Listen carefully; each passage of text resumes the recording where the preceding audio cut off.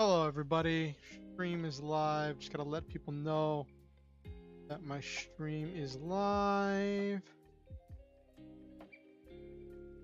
How is everybody doing today? Chat opened up.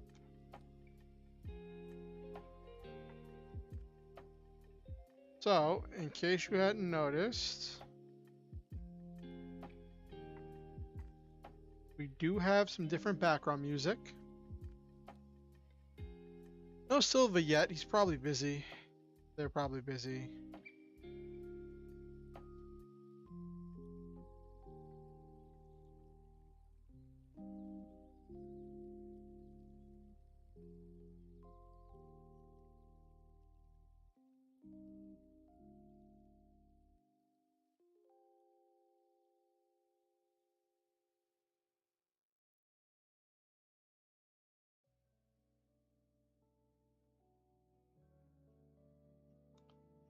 Okay.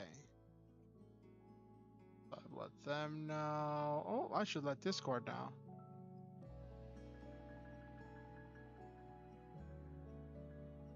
Okay. I meant to post on Discord earlier to let people know that I was going to be doing a stream today. I'm really bad at like posting ahead of time on Discord. Like I post ahead of time on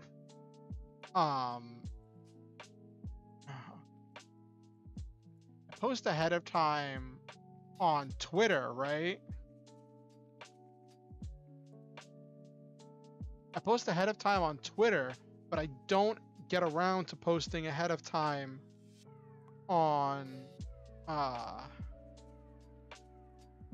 Discord just because it doesn't really occur to me. So like it's always like I let people know as the stream is starting.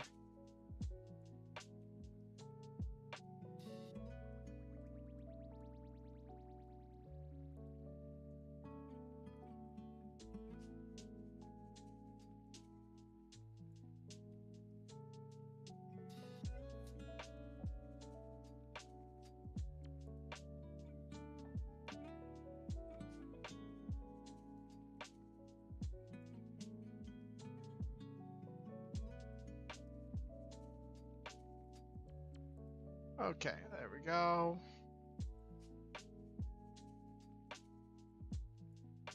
It's funny. So my friend, one of my friends, a fellow streamer, LA. I'm active kind of on their thing because they have a place where people can like share their live links.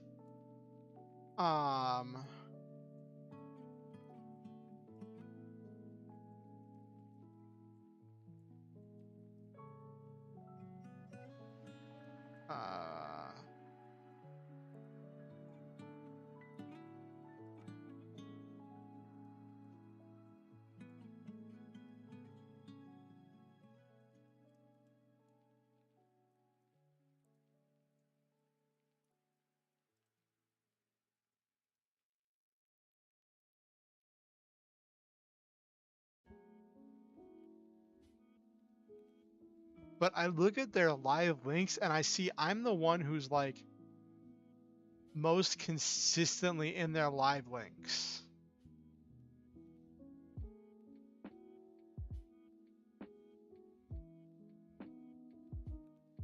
Because I don't know if the other, because I know other people in this community stream, but like I wonder if they just don't always post their live links when they go live. I don't know. Let me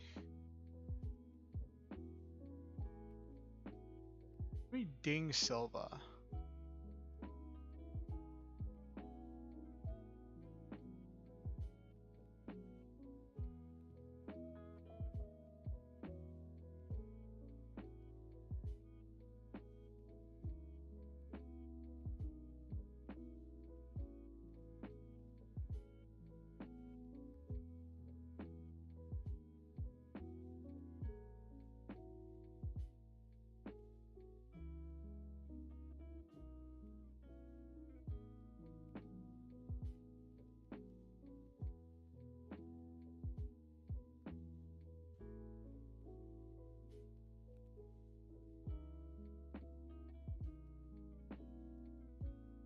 I ding Silva because I really value Silva and having Silva in stream.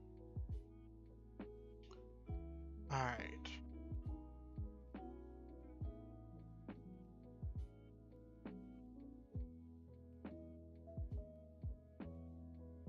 And it's weird. Like, as soon as I started actually reaching out to people to ask them to come to my stream, the stream started getting more lively. And, like, I'm wondering, like, what if I got over my anxiety? Hold on, let me get to my actual just chatting screen. Come on. There we go. Okay, all right. So this gets me wondering, really, what if I not get over, but what if I push through my anxiety and I just advertise my stream on main, let people know, hey, streaming is how I de-stress. Because, like, I've been super open on my main, like, Facebook and stuff about my mental health struggles. And part of me just wonders if I was more open on there about, like, what I do to cope with it. Like, streaming is one of my main coping mechanisms. If I would get more, if people might be interested or entertained by my content, you know.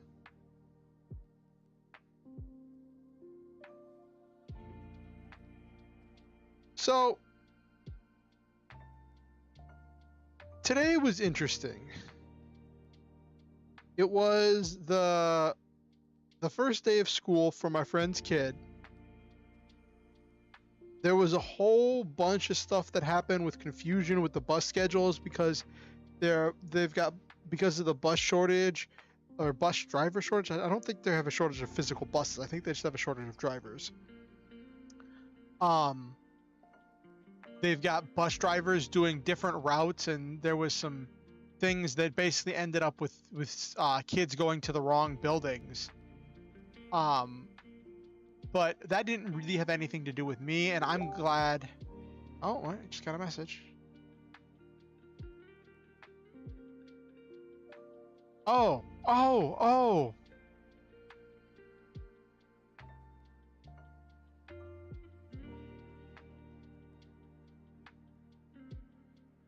Today's Monday, right? Today's Monday.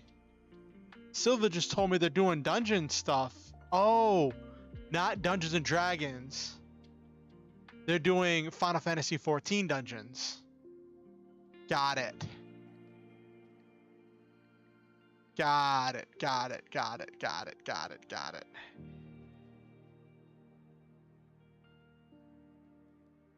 All right. First, gonna save this. I see a post on Facebook that I don't want to lose track of, so I'm gonna save it.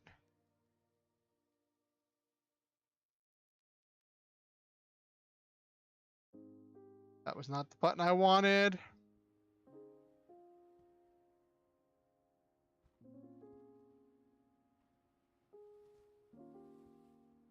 I hope that got saved in the downloads folder.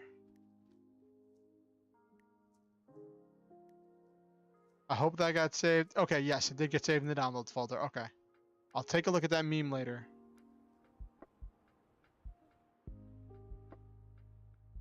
Hello, Silva. Yeah, it's fine. We're just getting started. I hope you like the new background music. So, just some stuff with the background music. Up until this point, I have been using a playlist I downloaded from streambeats.com. And Streambeats is a free resource with the DMCA free music for streamers. They have like Spotify playlists and Apple playlists and stuff. and some of their playlists you can download. Their lo-fi playlist you can actually download and have on your computer, and that's what I was normally doing. I would run it through VLC. But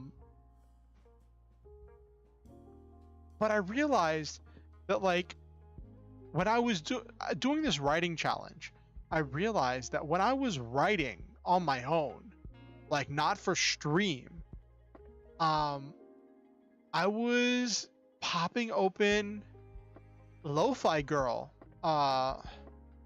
Lofi Girl, Lo-fi radio beats to study and relax to.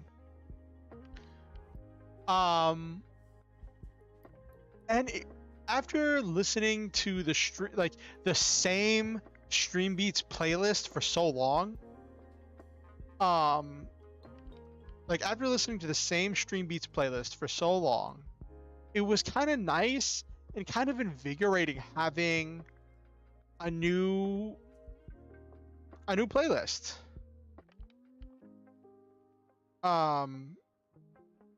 So I did some research and I found out that you can use Lofi Girl on streams as long as you credit their stuff in the description. So if you want to link to the Lofi Girl playlist, it is in the description of this video.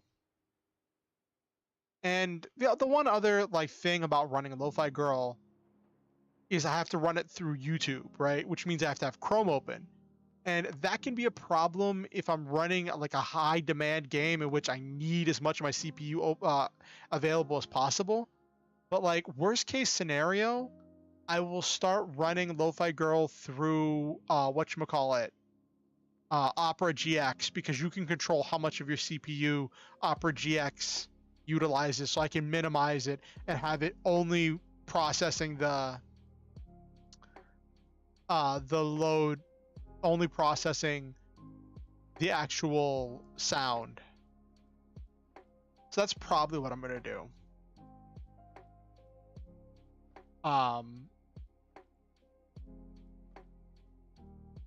But so it's weird, you hyperfixate on things. Recently, Silva knows this, but I've been hyperfixating on computer parts again. And it's I hyperfixate on computer stuff and gaming PC stuff way too much for someone who has a gaming laptop. And I've been just doing research on different parts and builds and stuff. It reminds me of when I was a kid and I hyperfixated on this one fancy sports car that was shaped unlike anything I'd ever seen before, and it completely caught my mind, and I thought, that looks like a superhero car. And my parents would tell me, we can't afford that. And I needed to hear that because we couldn't.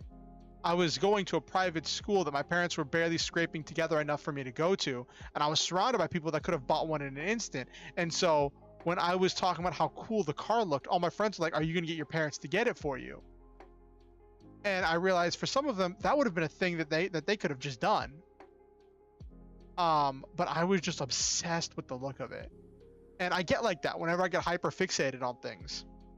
And part of growing up has been learning how to deal with those hyper fixations and how to how to be able to say, okay, I'm fixated on this thing right now. I think it's cool. I can research and learn a lot of stuff about it, but I have to acknowledge that research might be where this stops. I may not be able to acquire the thing I am hyper fixated on.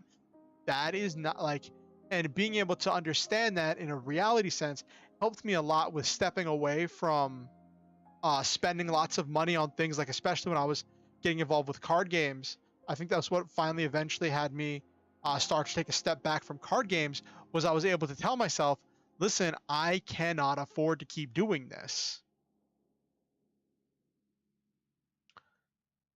Also, some relationships soured in the midst of the card gaming community I was a part of. I do miss it. It's really weird now that I think about it.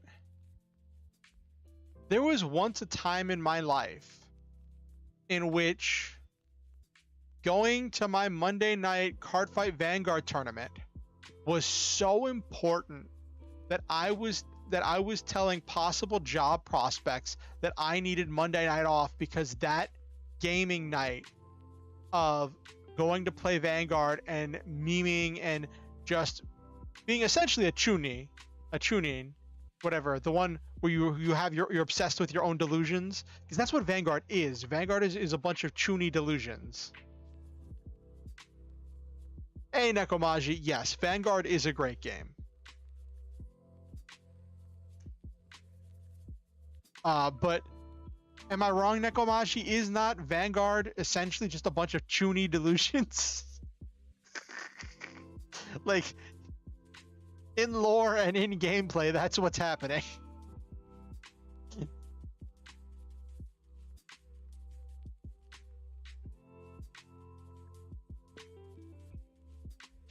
But like, yeah, but like, in the actual, like, yeah, but I think Vanguard just embodied it so much harder, because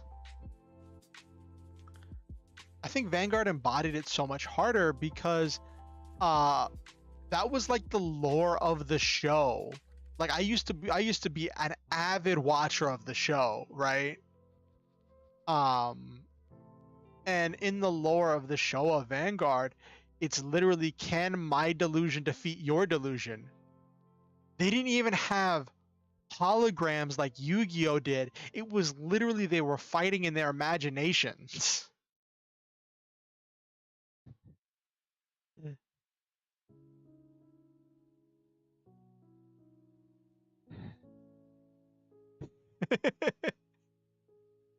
Oh, did they finally introduce VR platforms?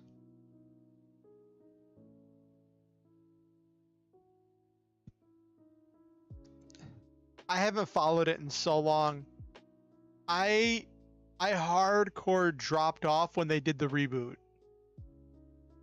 Like, I was so invested.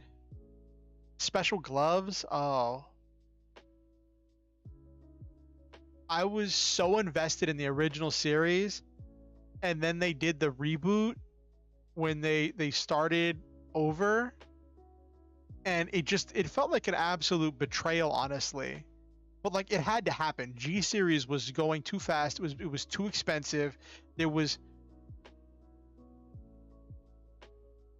it more like a sequel? Did they do the Final Fantasy VII thing where like some characters have memories from the original and it's like building off of the ideas of the original?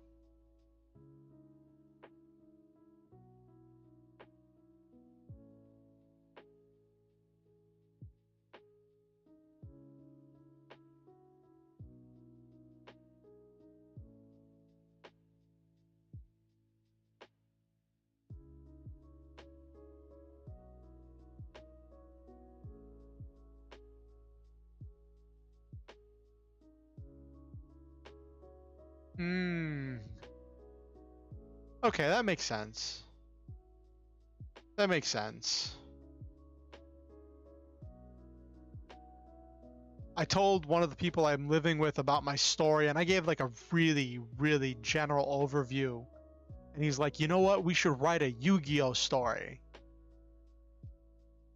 Oh, they explain more in the reboot at first? Okay, that's good. So this person I live with, when I told them about what the story I'm writing, was like, we should write a Yu-Gi-Oh story. And I'm like, okay. And they start going, no fusions, no Xyz, no synchro. And I'm like, oh my gosh.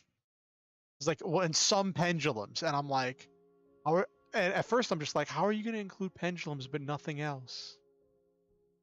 And then they started talking about like having the different gods be things in this Yu-Gi-Oh story, and that got my gears turning. So I was like, I guess that could be interesting, having a story about the gods that involved Yu-Gi-Oh.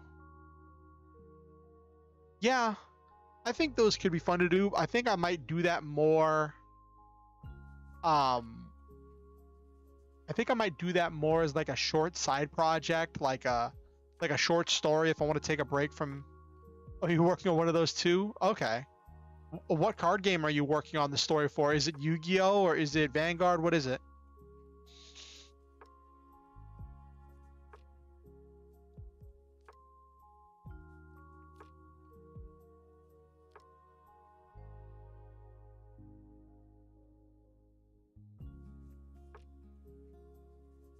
Oh, you already did a Vanguard one? That's cool. I guess for like for my friend's idea, I like my brain starts turning in gears, you know how things go. And I was like, and now that I'm actually talking it out, I'm thinking maybe you could have it where the gods are battling it out, and they battle it out through their images going toe to toe in the form of in the form of Yu-Gi-Oh cards being a representation or image that is worshipped by the masses through select duelists. I don't know. I don't want to spend too much time thinking on it because I don't want it to distract me. I'm afraid it will distract me and I'll lose the momentum I've got on my current story, and because I really have a lot of momentum and I want to keep that momentum going. And I'm worried that writing another story will distract from that momentum. But at the same time, it might. Not fully detailed ones, unfortunately. Their backstory setups of the world, gameplay, etc. Since I use them for others to play. Yeah, you mentioned that, Nekomaji. Like, it's interesting because trying to write another story or taking a break from the current story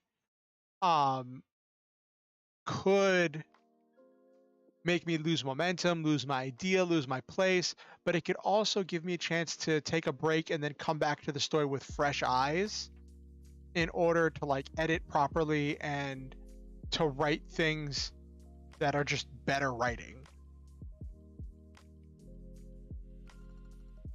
Speaking of which, we're 30 minutes into the stream. Let's actually get to the writing portion of the writing stream. Oh, by the way, Thursday I'm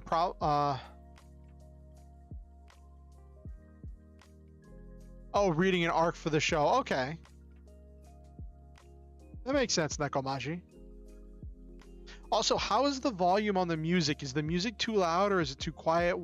How does that sound?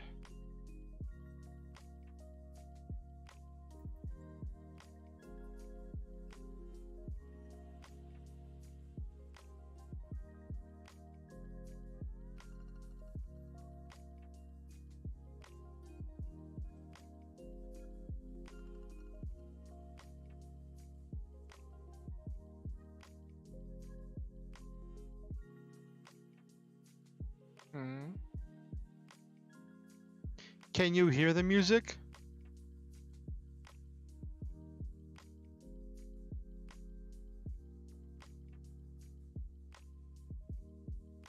Okay, I just want to make sure that the volume of the music isn't overpowering me.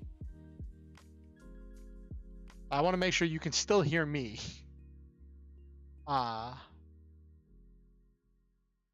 And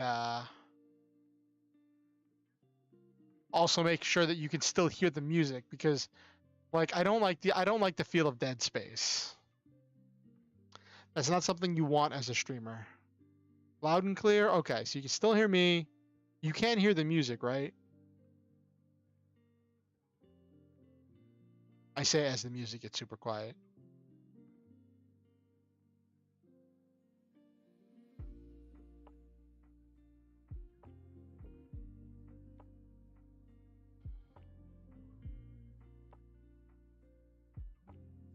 Okay. All right. With that covered.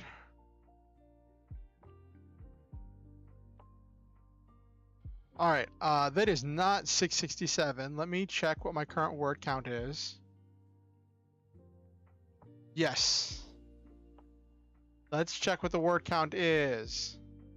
So I have been writing every day. Today is day 5. All right.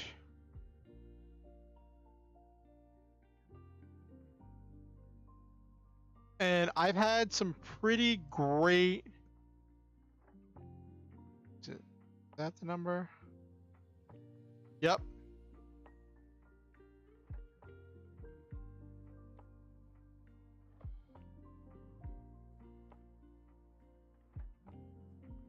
That is the current word count. I don't know what to say. I got really motivated and was able to dedicate some time. And I noticed when I was writing, listening to the Lofi Girl, I was consistently writing more words and writing for, and being able to stay focused on writing for longer, which is part of why I wanted to bring the Lofi Girl playlist here to the actual stream. So let's. Okay.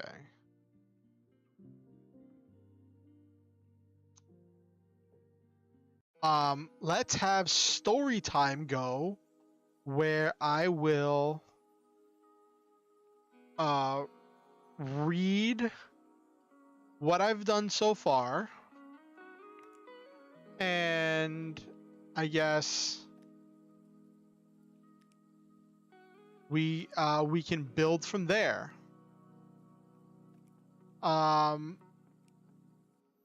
We all know the first part with him waking up.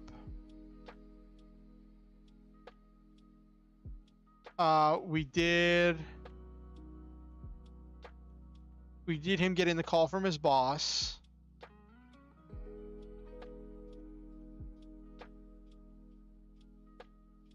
Yes, Lofi Girl is super popular. And the fact that all of their music is DMCA free and you can stream it on you can stream them on your Twitch or YouTube stream is just really helpful. Really helps with building that fame because the music is also legendary. I believe Lofi Girl had the longest running stream on YouTube until someone put up a false DMCA claim and got the stream shut down. Ugh.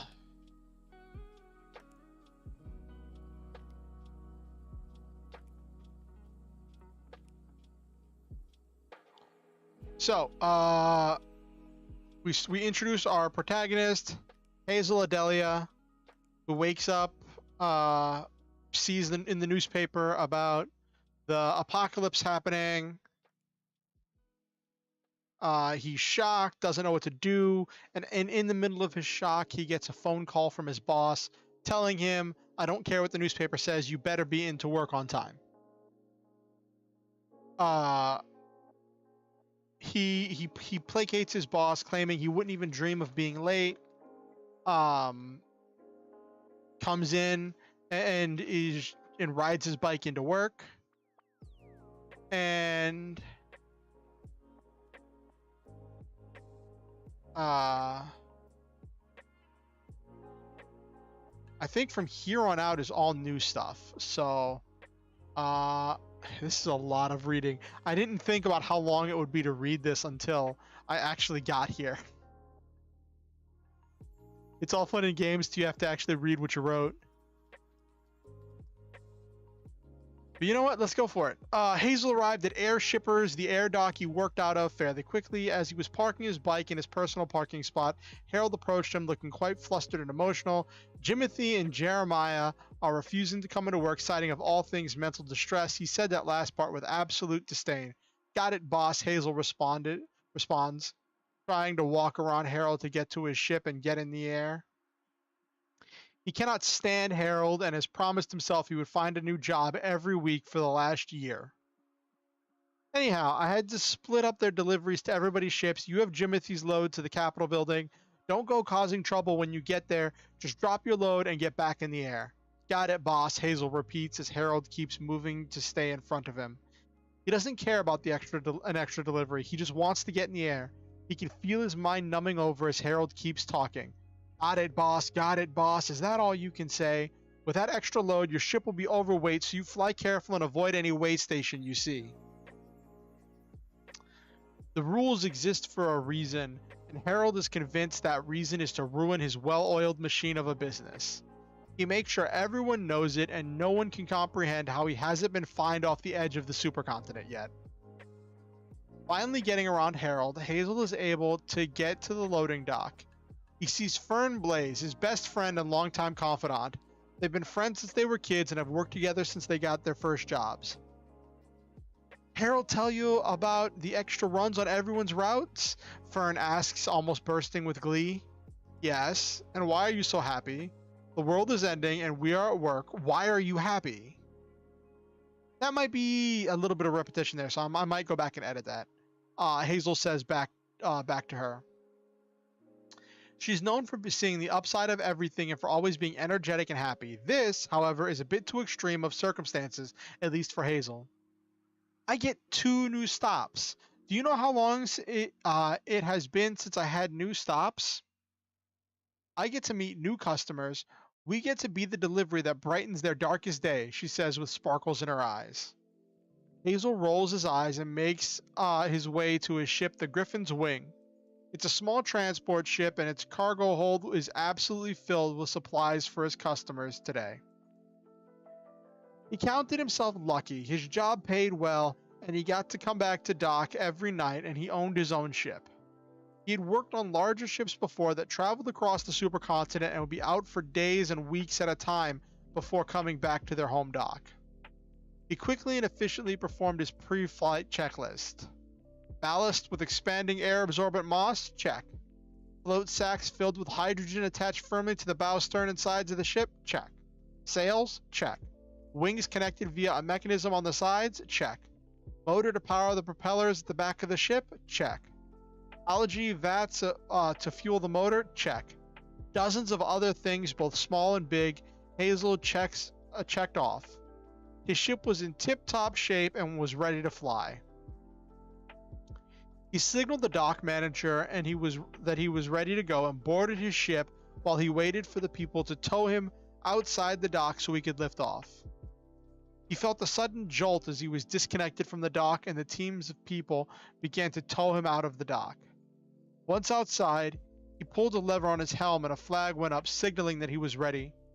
He flipped a lever and the lines that had been used to tow the Griffin's wing were reeled in. He pressed a button and the motor roared to life, waiting to be put into gear.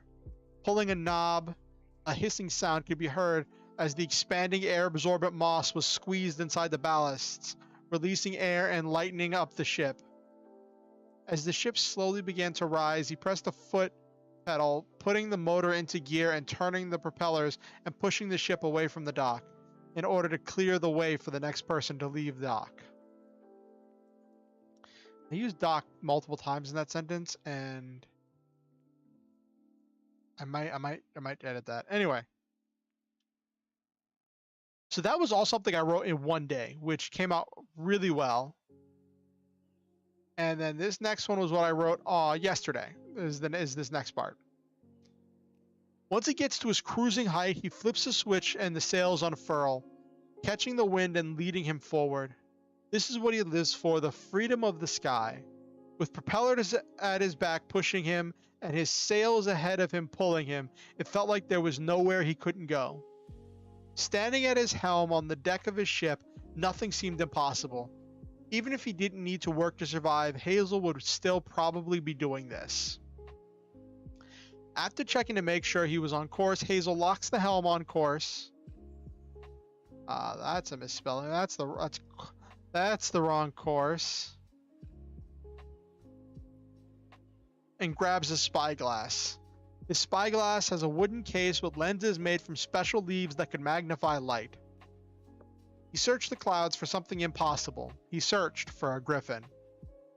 He found nothing. He quickly went back to piloting his airship.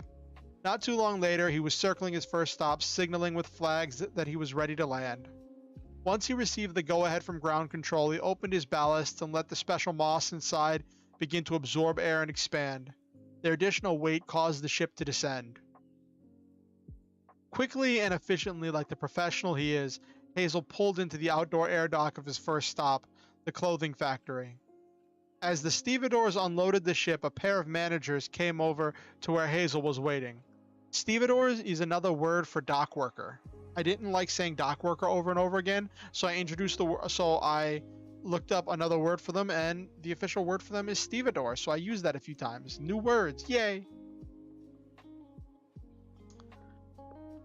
Hey Hazel, this here... Oh, that's the wrong here. This here is Morrow. He is new here and really wants to hear one of your stories. Hazel shrugged. He knew the routine. Someone would act really interested, get him talking, and then they would all laugh at him. Sometimes he didn't know why he played along. Maybe to keep the peace, maybe because part of him hoped it would end differently this time. Maybe someone would believe him, maybe someone might have more information he could use. Whatever the reason, he once again told them the story of the griffin that saved his life. Griffins were the stuff of legend, a bedtime story told to children. Legendary creatures with the body of a great beast and the head and wings of a majestic bird. It was ruler of both land and sky.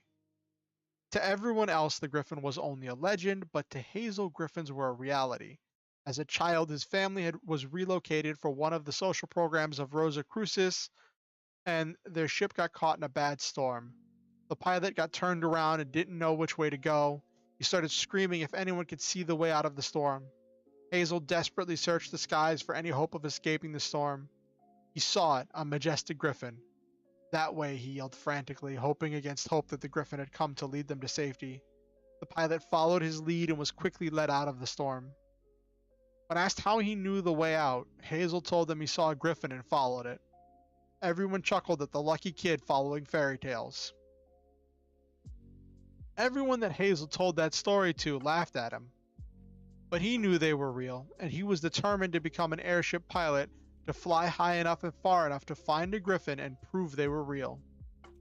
Now, years later, he'd accomplished his dream of becoming an airship pilot, and it was everything he'd ever dreamed of and more. I used dream twice in that sentence. I could fix that. Anyway. But for all the joy he got out of his career, he still hadn't found any proof of griffins being real. Fern was his only friend, and the only one who didn't laugh at his theories about why no one else had ever seen a griffin. He would always smile and say something positive and encouraging. Maybe it's not the finding, but the searching that makes it worthwhile, was one of the things she was wont to say. After he finished his story, he became aware that a group of dock workers had stopped to listen to him tell it. I don't know why, but I love hearing that story. Every time you tell it, Hazel, one of the managers said. You sure it wasn't just a trick of the lightning and the storm that looked like a griffin? The new manager, Morrow, asked. I am sure of it. I know what I saw.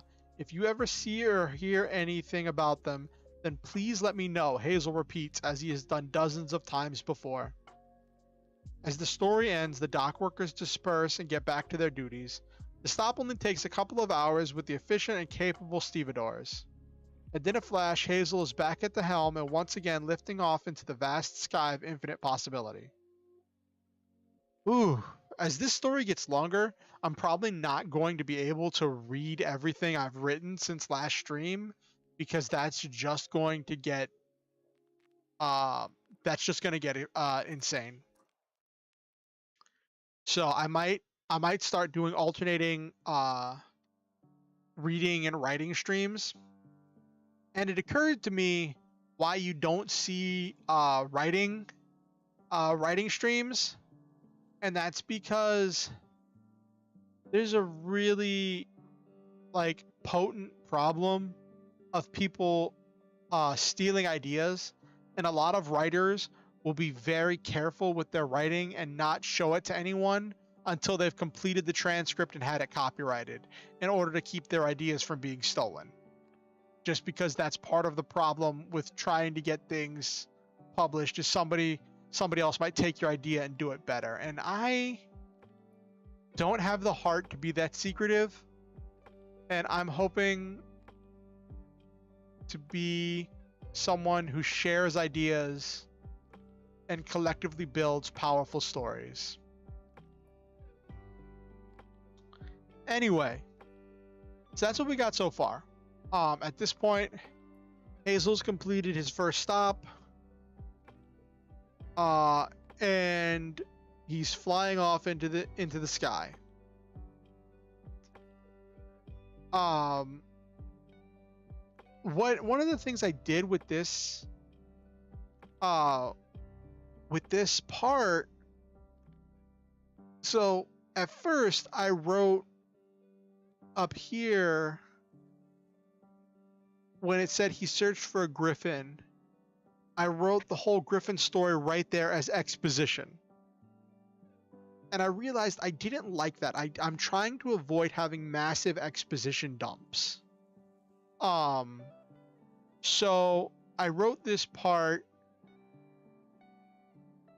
where he makes it to his first stop in order to give him someone to be explaining to give him someone to be telling his story to, so then I could do the exposition, but it's hiding the exposition in a conversation that's actually happening. I'm not doing line for line of the dialogue. I'm just giving a quick rundown of the story that he told.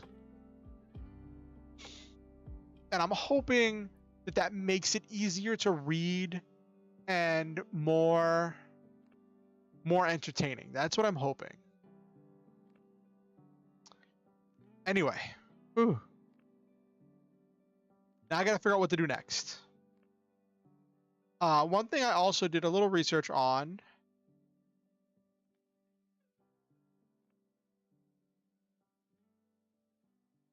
So here's where I have kept track of how much I've written each day.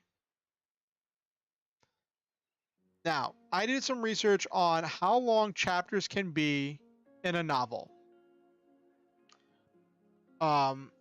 In your average novel, chapters are normally between 1,500 and 5,000 words, with the sweet spot usually being between 3,000 and 4,000 words. Novel length is usually between 50,000 and 110,000 words. Average length is 90,000 words. Sci-fi and fantasy novels normally are longer and have a higher average, but 90,000 is about what I'm shooting for at this point. So I have a long way to go. And we'll see how it goes, but I'm not looking at that big 90,000 number. What I'm looking at is this 3,000 and 4,000 number. So I want to, I could just end the chapter here and start the next chapter, because I've introduced the character, I've introduced the primary thing, but I'm thinking, what, mind-boggling? What, the number of words?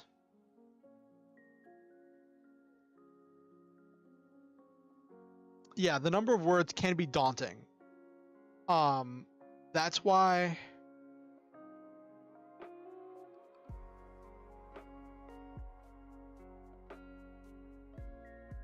that's true. I'm not looking at like light novels and stuff. I'm just looking at standard, I guess, I would that be American or European or Western? I guess Western novels.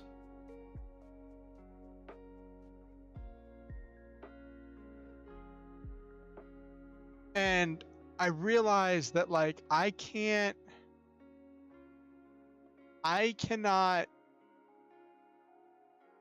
aim for that 90,000 in one go. I'm gonna have to just take it one chapter at a time in 3,000 to 4,000 word chunks. And I just have to focus on whatever chapter I'm doing. And I know some authors will write certain scenes ahead of others in order to have the ideas fleshed out so that way they can refer to them properly. I don't know if I'm going to do that because I'm building these ideas sequentially and I've already outlined a bunch of stuff in my notes. Let me show some of the stuff I came up with. So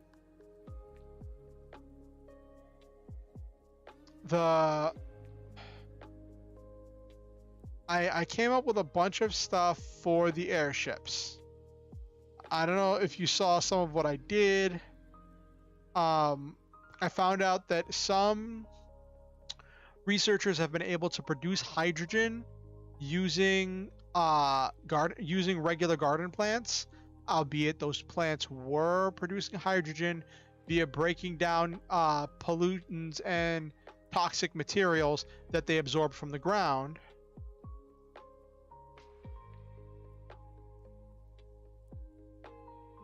Exactly, Nekomashi, exactly.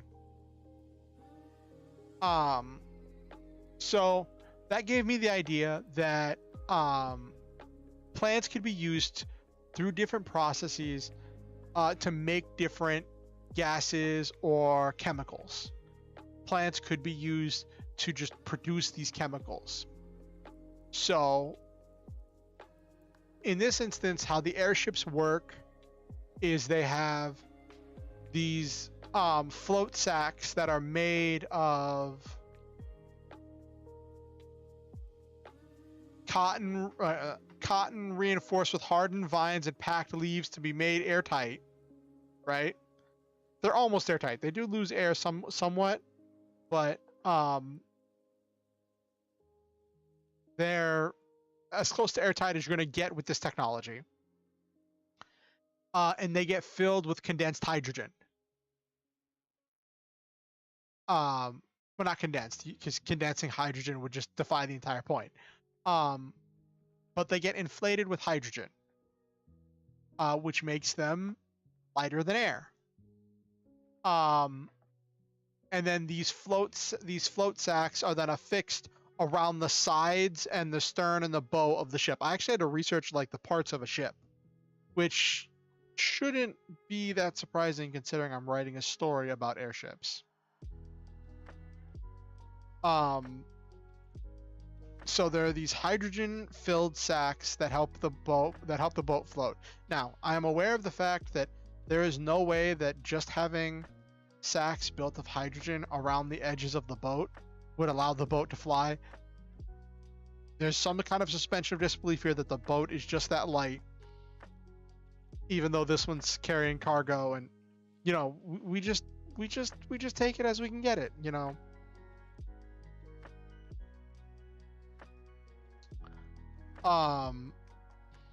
The ship has sails that it uses to move, and most modern ships have a motor, a complex device that draws power from wooden vats of algae in order to spin a propeller. Propellers are normally mounted on the sides or stern of the ship. Using a combination of propellers and sails, the ships are able to fly across the sky. The ships also have wings that flap in order to help with generating lift. Now, I had to look up how submarines go up and down, and how real airships and blimps go up and down. And the answer is that they have these ballasts that will in order to, when they're on the ground, these ballasts will be filled with condensed air, right? Or in the submarine's case, it'll be filled with water, right? And then they let air out of those ballasts, lightening them in order to go up. And then they have condensers that pull in air and condense the air in order to get heavier and make them go down. What I came up with was, what if there was a type of moss that when exposed to air would expand, it would absorb the air, expand, increasing the weight, and having that weight would cause the ship to go down. Um, and then there was some mechanism in there that could squeeze, uh, that could squeeze, the moss, uh, in order to force them to release the air and decrease their weight so that way the ship could ascend.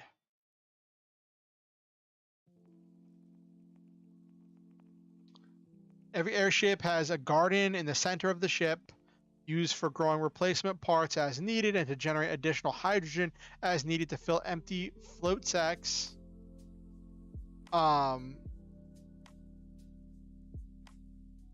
Now, here is the part that I'm not sure about, right?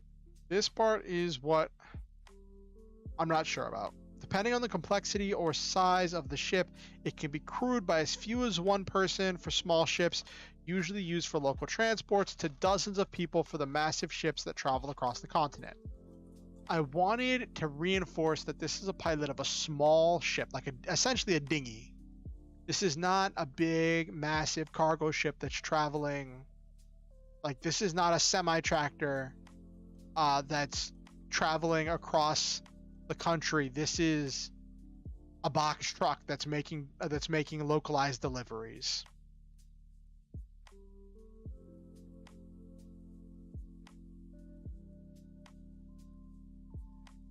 I made a bunch of other theories and stuff about the world that I liked.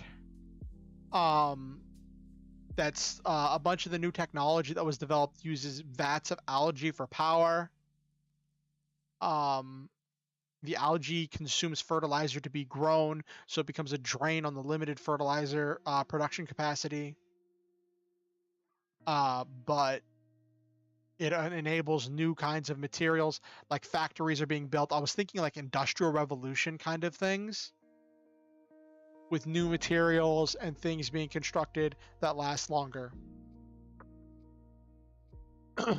Anyway, so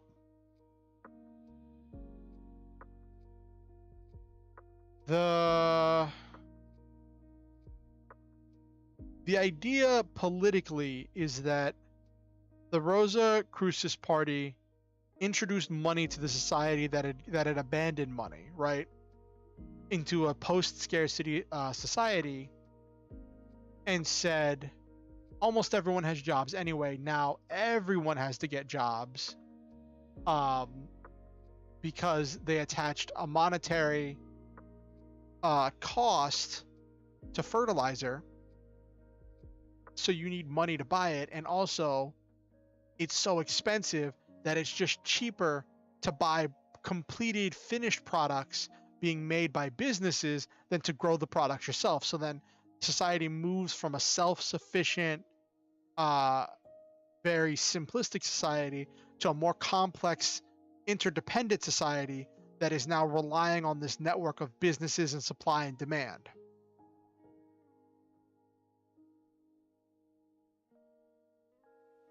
Which is what I got there. So I think the last thing I really want to take into account for this chapter, saying all of that, is I want to do at least 2 more stops on Hazel's route. I want to do one of the stops in which Hazel first makes contact with someone who's going to lead them into the rebellion. And then I want to do another stop where Hazel stops at the government building and I guess like sees people protesting.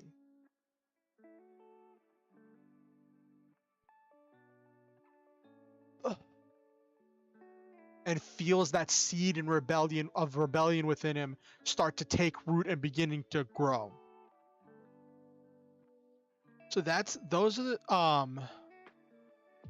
I could theoretically do all of that in one stop of just having him, but I don't like I don't think he would be meeting someone from the rebellion and actually talking to them once he gets inside. So I want someone. I want him to talk to someone about the rebellion at one of his stops, and have that's him start to really identify that feeling he felt before, as this feeling of rebellion against injustice. And then have that begin to further develop as he sees protesters outside the Capitol building. So that's kind of what I want to do. That's what I want to do for this chapter.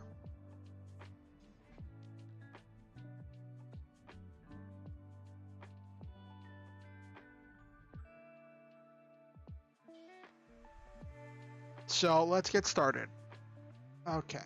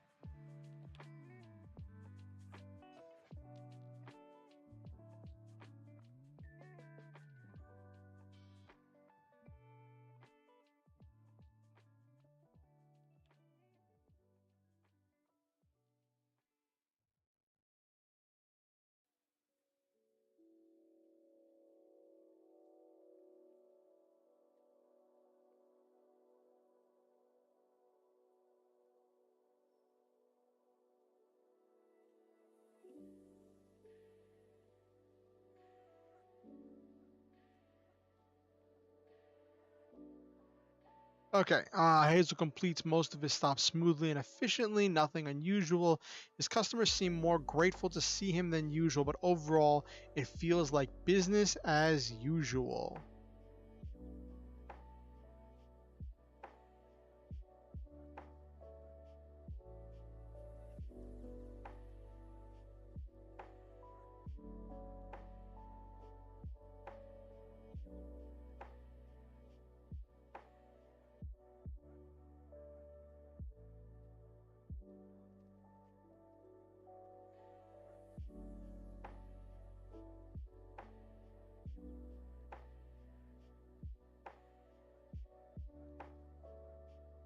Okay, so chat, this is where I'm going to ask for chat interaction, because you all have really helped shape this story.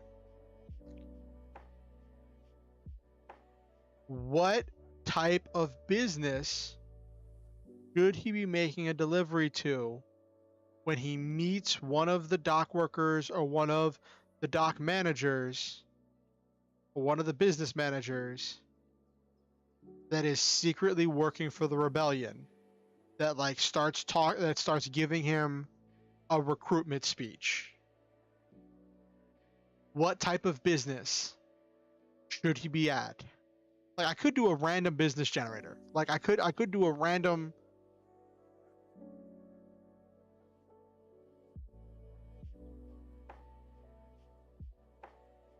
Weapons do feel too cliche.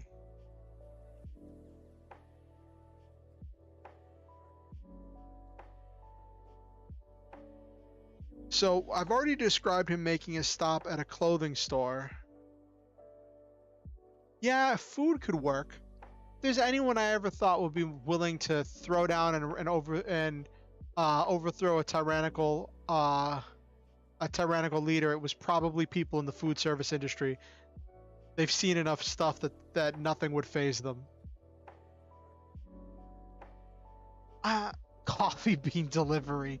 Oh my gosh. Wait. Do I have him start getting the rebellion recruitment speech from a Starbucks barista?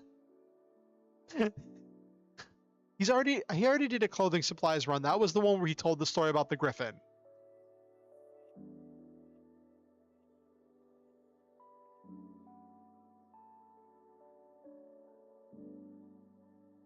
But but do we make the rebel recruiter a Starbucks barista?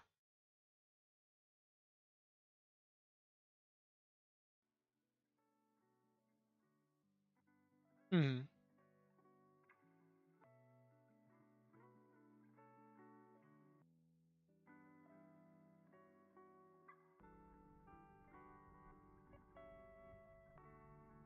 Hmm. Really expensive coffee.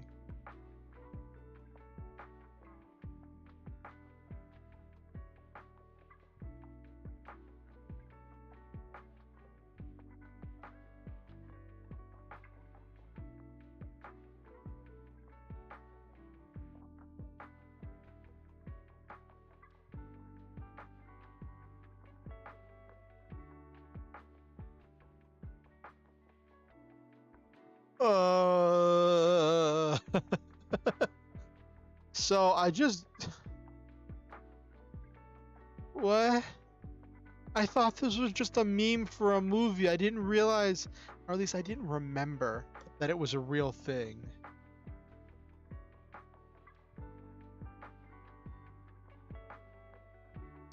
Yeah. The idea is this guy is just doing essentially the flying equivalent of a box truck.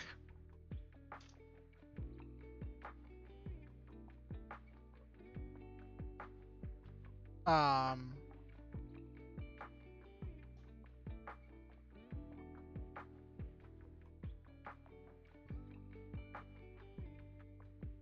so I just Googled this expensive coffee bean.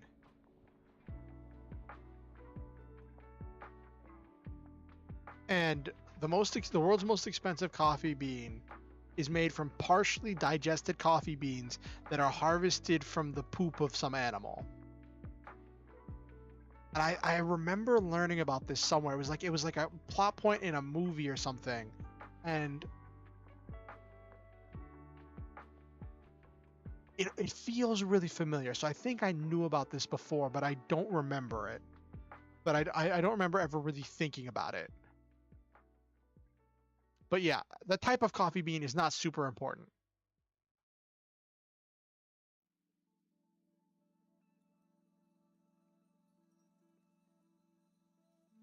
Exactly. It's like when I used to work in a warehouse, we would get some deliveries that were wrapped uh in this black shrink wrap, and the delivery driver didn't know what was on the load. And then when we would check them in, they would see that it was tobacco, and the driver's like, I don't have a permit for transporting tobacco. And we're like, well, I don't know what to tell you. And then find out that some backdoor dealing was made in order to get this shipped without having to pay all of the taxes and fees.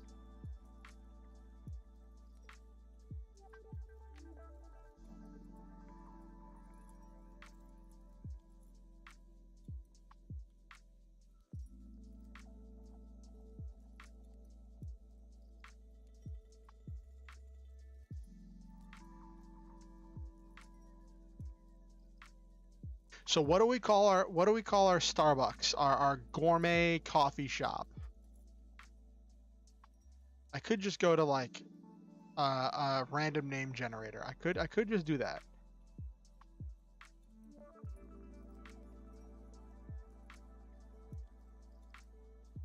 Plant bucks. Okay, Silva.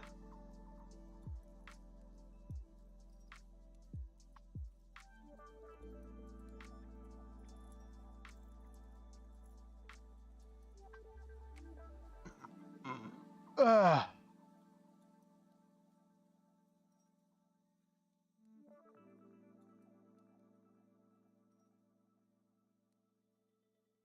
What?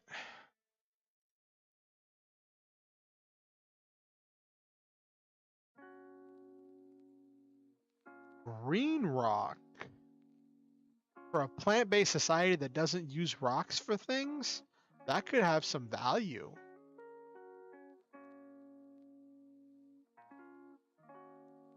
Why green rock, Nekomaji?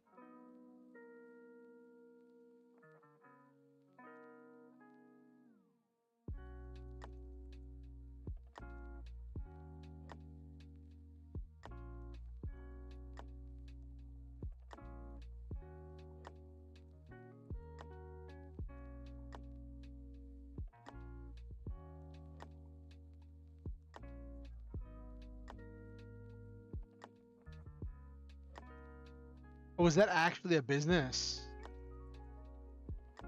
Let me look it up.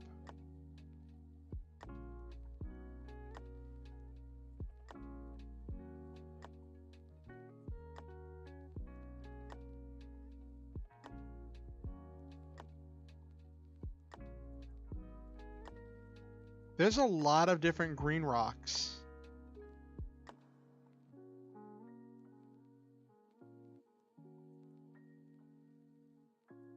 Gold Rush.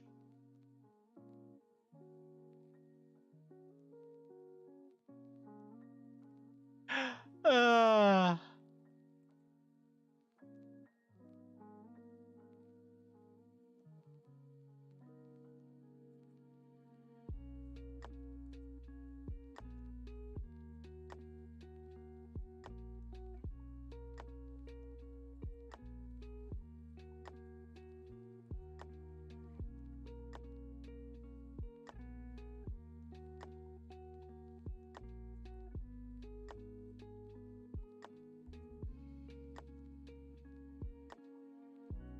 hmm.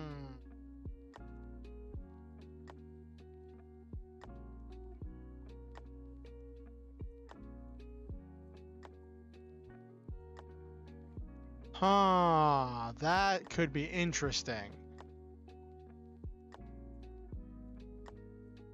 Let me look up some stuff about prehistoric cats. Let's see what we can find.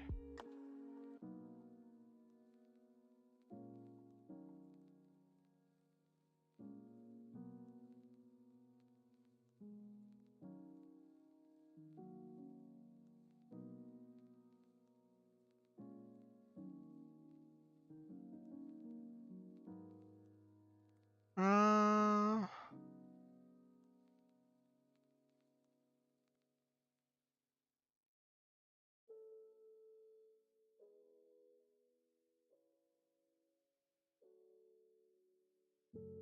hmm. You know what, Silva? We're gonna call it Jack's Coffee.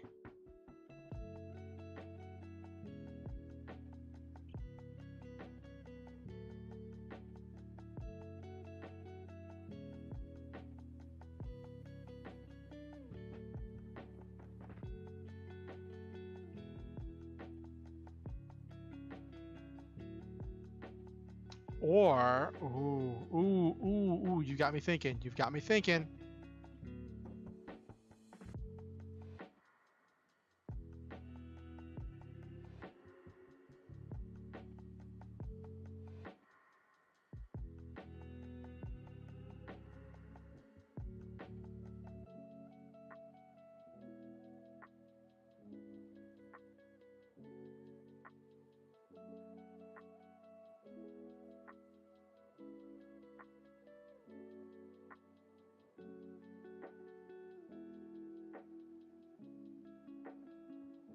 Okay.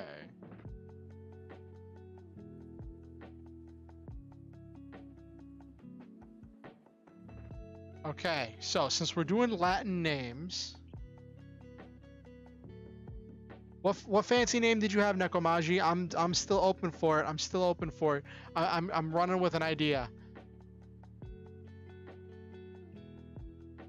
Anktuvu coffee. What's that mean?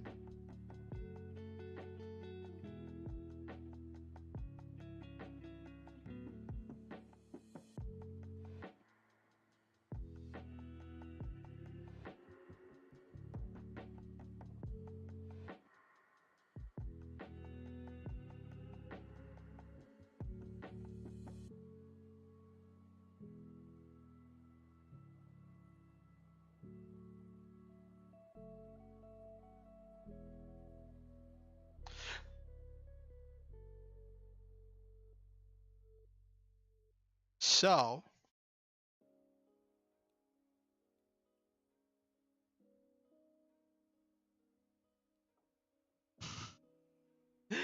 I had a thought of going a little bit simpler, right? Since I'm using Latin roots for a lot of the names in this series, I'm using a lot of Latin translations. That got me thinking, if we're running with the poop themed coffee, right? Why don't I just look up the Latin name for poop? Have this coffee shop literally just be called Poop Coffee.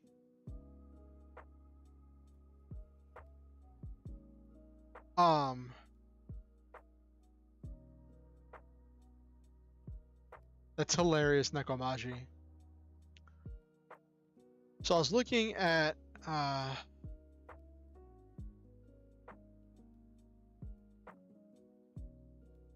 there we go. So I was looking at why not just call it Poop Coffee?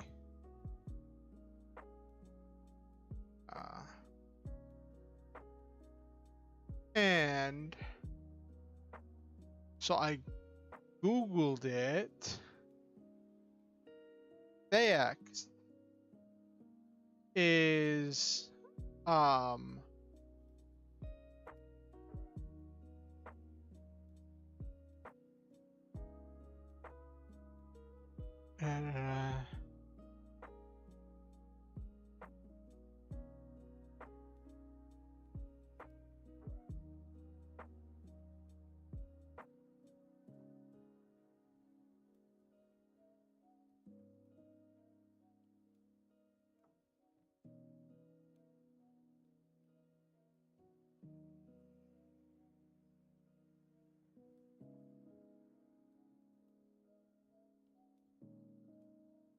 or Fex. Okay. So Theax is how is this pronounced? Anyway. Faxi. Oh, okay, so it's pronounced Faxi. Okay. It means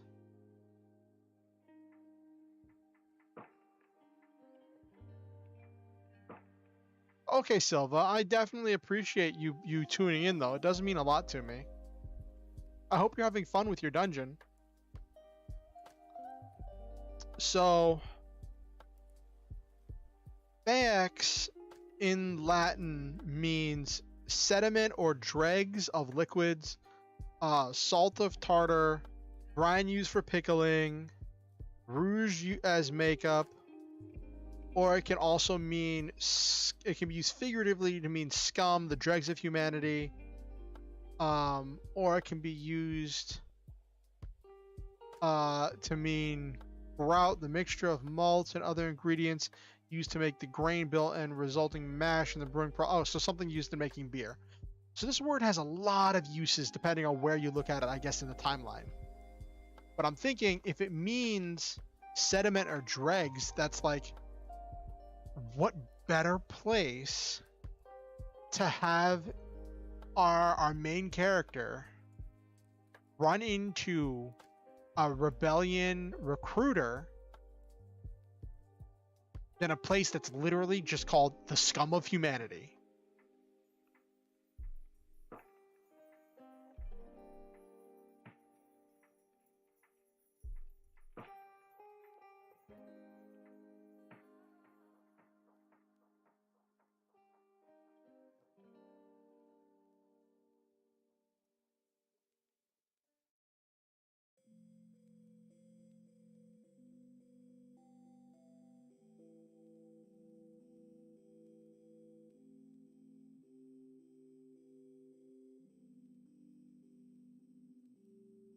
All right.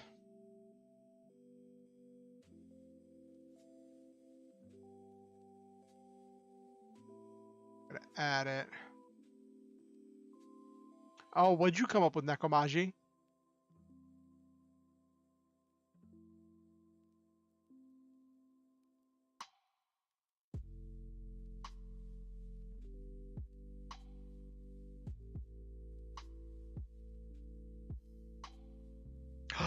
Oh my gosh, wait. I just realized. Luxus Ventris. Yeah, that sounds super like fancy and posh. What's it mean?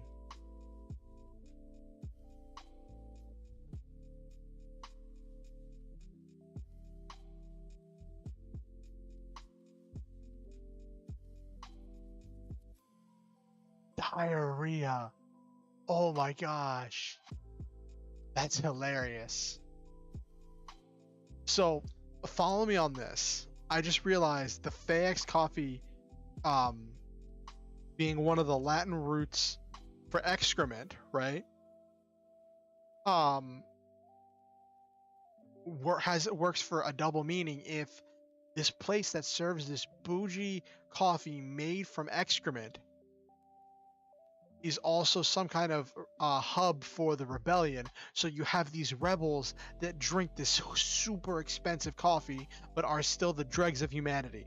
This clashing of ideas, because you'd associate this expensive poop coffee with these like high class, rich and capable nobles, but then these people are just drinking this high class coffee but in small quantities, because that is what they can afford at their level. But they are high class coffee in these small quantities, but they're also, yes, contradiction, that's the word, contradiction.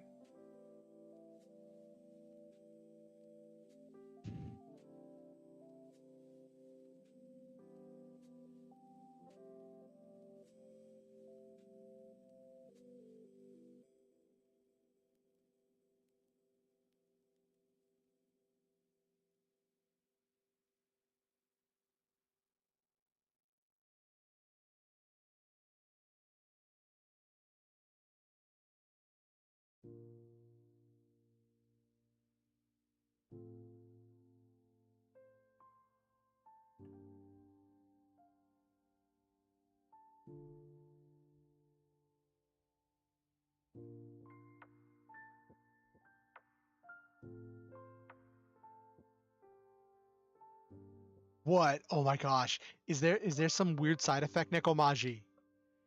Wait, this gets even better. Is there some weird side effect? Does it cause diarrhea?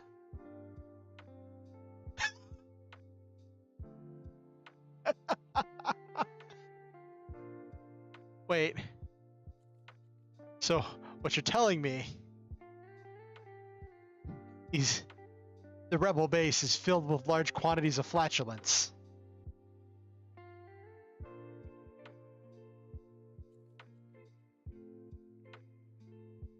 So what you're telling me is that the rebel base will be filled with large quantities of flatulence.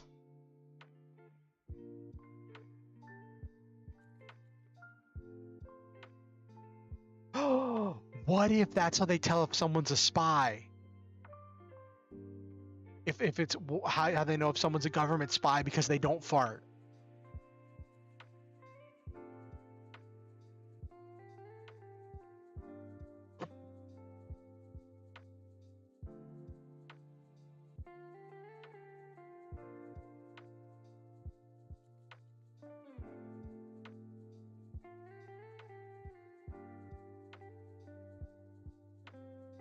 Mm-hmm.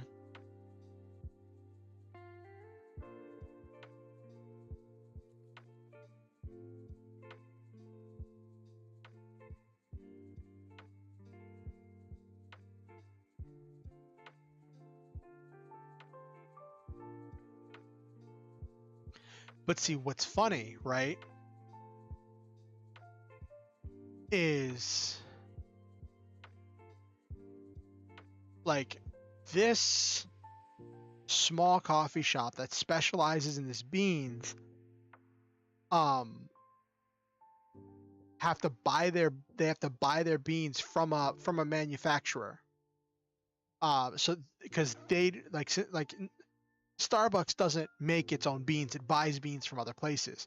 So he's delivering these partially digested beans that they buy from some kind of farmer somewhere, some manufacturer.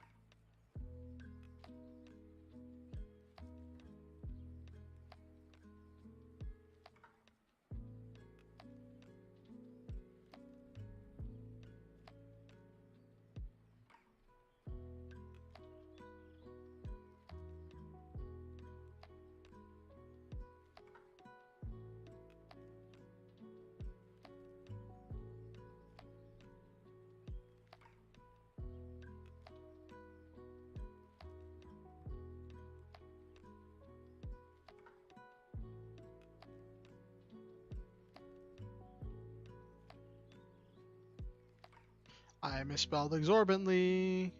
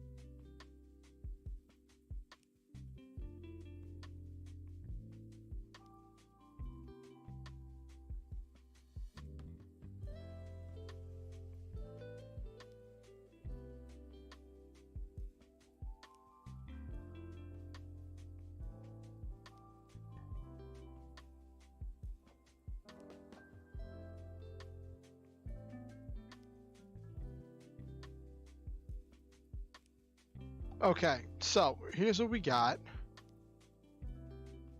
I might have repeated myself too much, so I might have to edit this. Hazel completes most of his stops smoothly and efficiently, nothing unusual. His customers seem more grateful to see him than usual, but overall it feels like business as usual until he gets to one very important stop. Hazel pulled into the backside of Fix Coffee, a local coffee shop that specializes in a unique product. They serve coffee from partially digested coffee beans. A rancher feeds their animals coffee beans and collects their excrement to harvest the beans. Because there is such a small demand for these beans, they are so expensive to harvest. They are extremely expensive, and any coffee made from them will be exorbitantly priced. You would think this would mean only the elite and powerful could afford it, but no, they refuse to drink something that came from poop. This shop sold the coffee in small serving sizes, enabling them to stretch each batch of beans for as long as possible, keeping prices surprisingly affordable. This was the luxurious and complex flavor of the common man.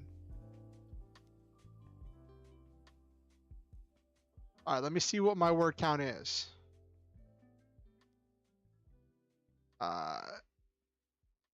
2, 4, 12.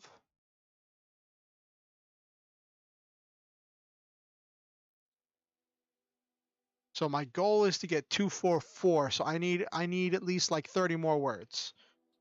But I would ideally want more because we have not gotten through this interaction.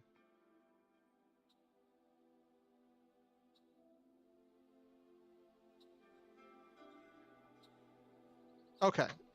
So my problem with this that we need to fix is this is what I'm trying to avoid. This is an exposition dump.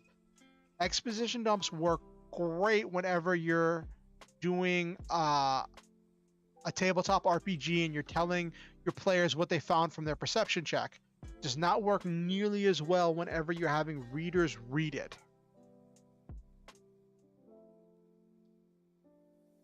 So what I need is for Hazel to meet someone.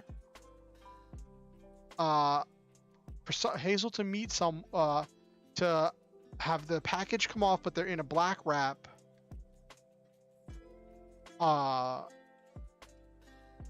They get unwrapped. Hazel asks the dock manager what they are, and then the dock manager then explains what they are, and that gives me the excuse for the exposition. That's what we need, and then have that lead into the rebellion recruitment speech.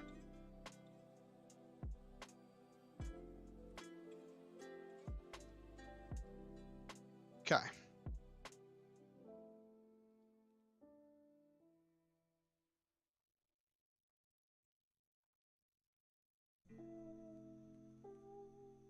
Okay.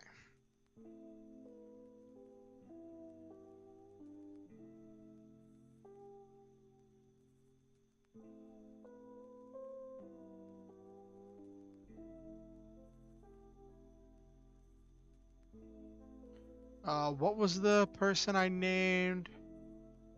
I said the two who didn't show up for work. Jimothy and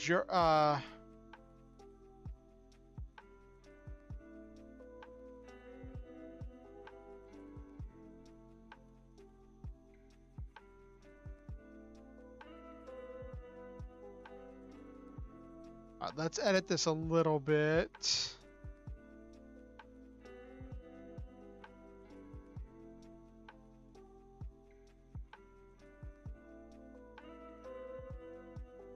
Okay, let's edit this a little bit.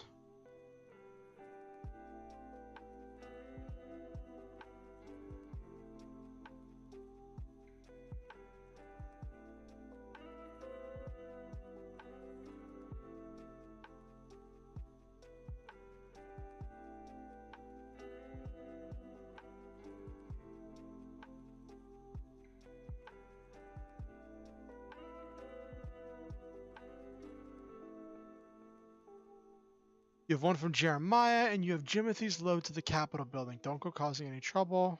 Okay, so then that makes it that there's 2 loads that he has. So that means we're doing the 2 unique loads.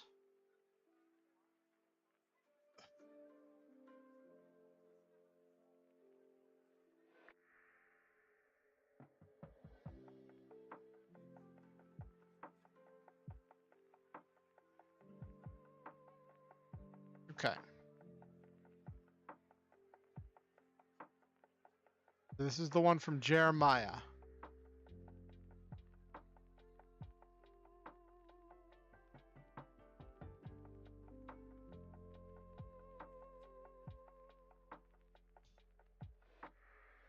Got to keep that continuity.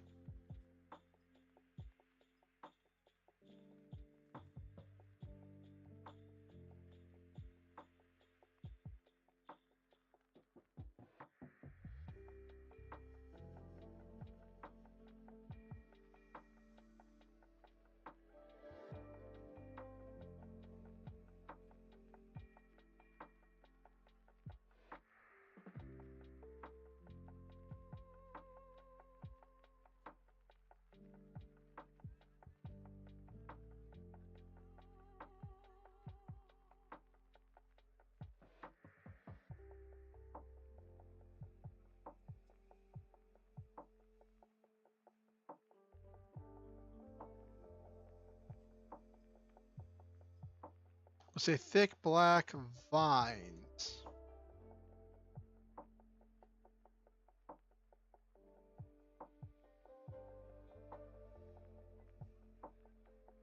Okay, we're gonna make some space there.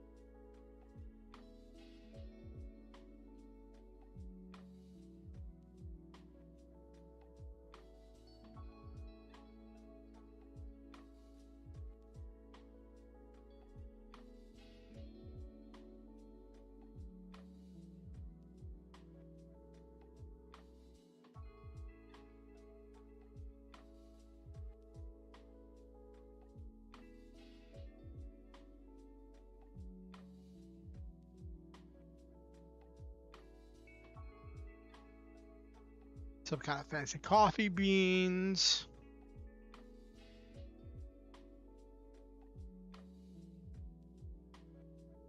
All right. What do we name this rebel recruit and manager of FedEx Coffee? We need names.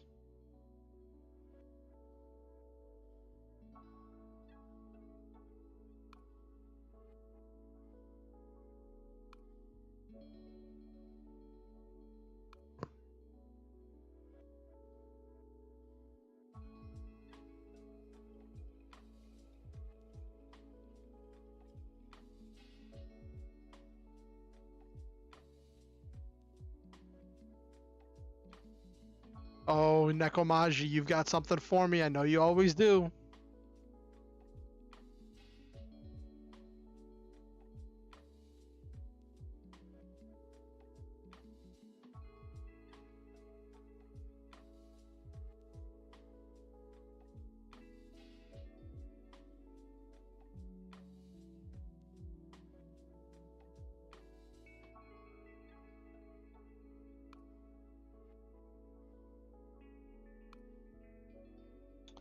Okay, Nekomaji, that's it. I'm going to the random plant simulator.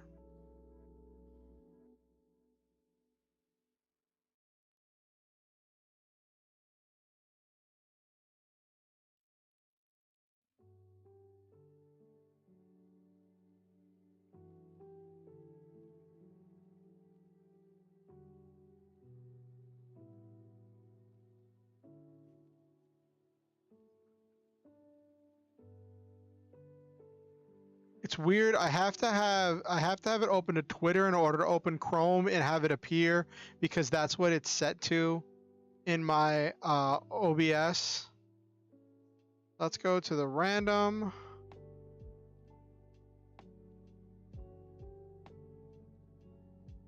Random plant generator. All right, give me a number between. All right, so I need two numbers. I need a number between. I need two numbers, both between 1 and 6. What you got for me, chat?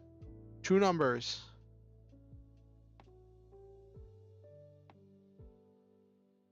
It's okay, Nekomaji. That was a good pun, though. I did like it.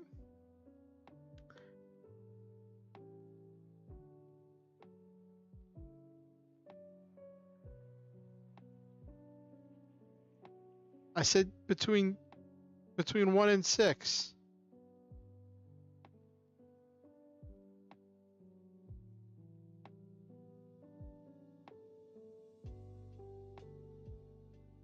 Fine. I'm going to make it out of 8. I'm going to press the button twice. All right, 2 and 6. Okay. So I'll choose the last one on the list after pressing the button twice. 1, 2. You. That's the name.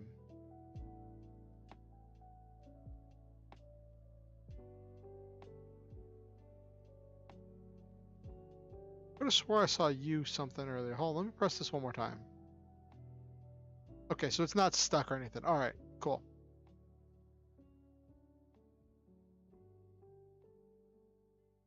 Yep.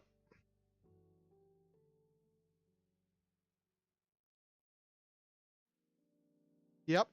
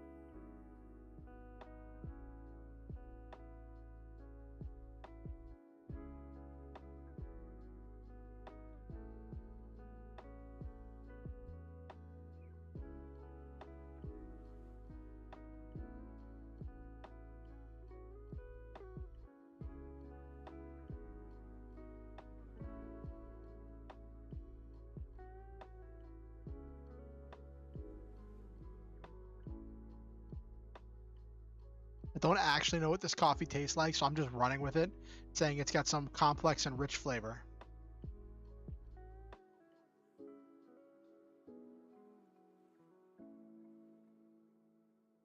Mm-hmm.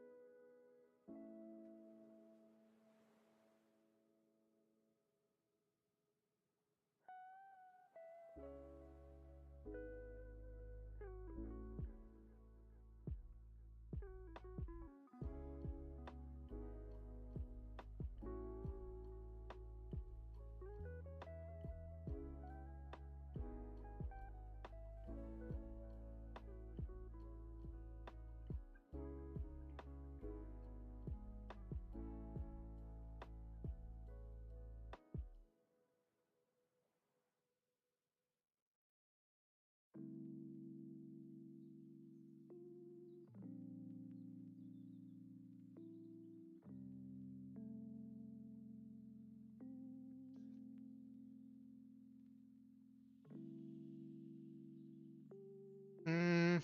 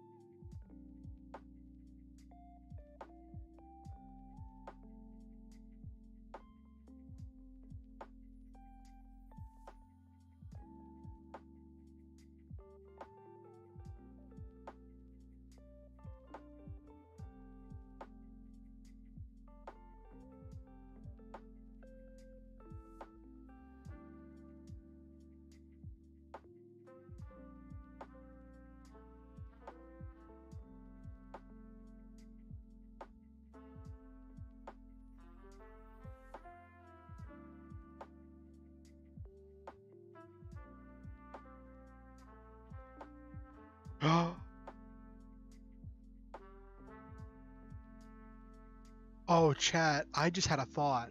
I just had a thought. I just had a brainwave. So, remember how I told you that story? How when I worked in a warehouse. If they were transporting something that the driver wasn't supposed to know that they shouldn't be transporting, they'd wrap it in black. They'd wrap it in black shrink wrap, so that way the driver would have like deniability because the driver just wouldn't know that they were transporting something they weren't allowed to be transporting. So like, what if, in order to like stop, in order to control, in order to stop animal husbandry and like raising animals from creating too much pollution and waste, products made from animals are either like illegal or highly restricted, to the point that like Hazel knows he shouldn't be transporting it in order to lean into this effort of this thing of rebellion.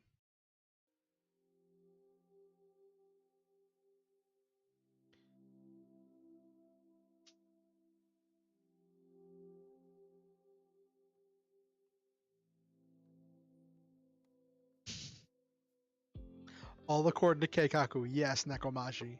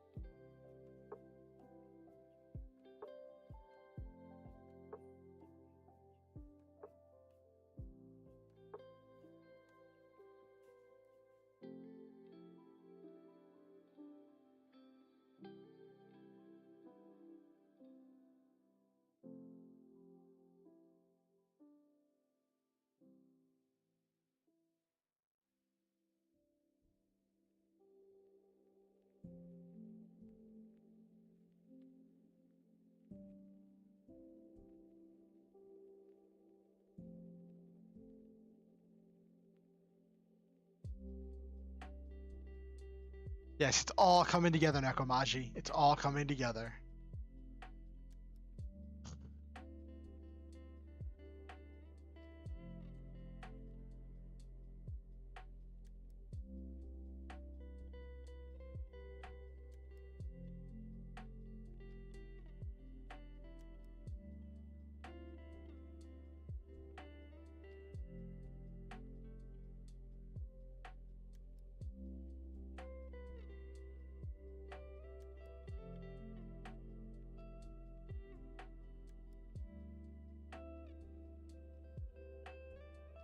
How do you... I always get license wrong.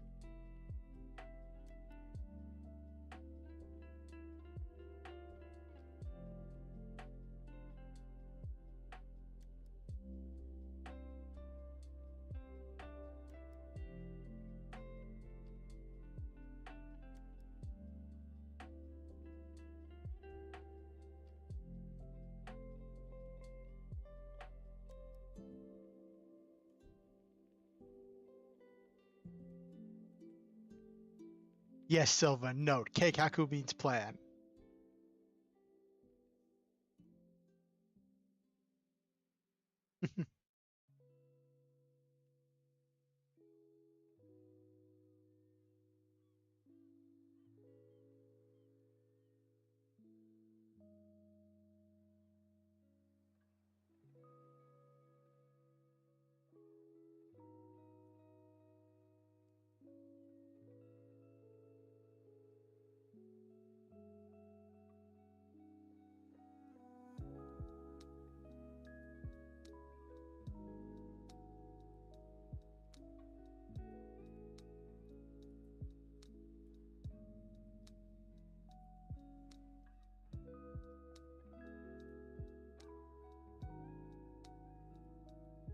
Ah.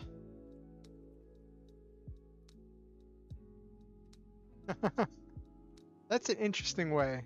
Yeah, Lofi Girl definitely has that feel to it.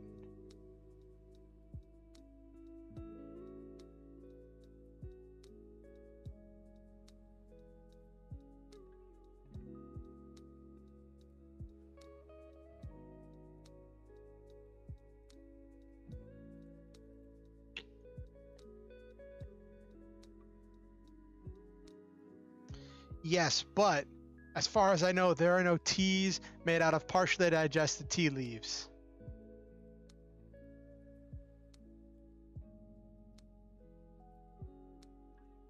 We're committed! We're committed!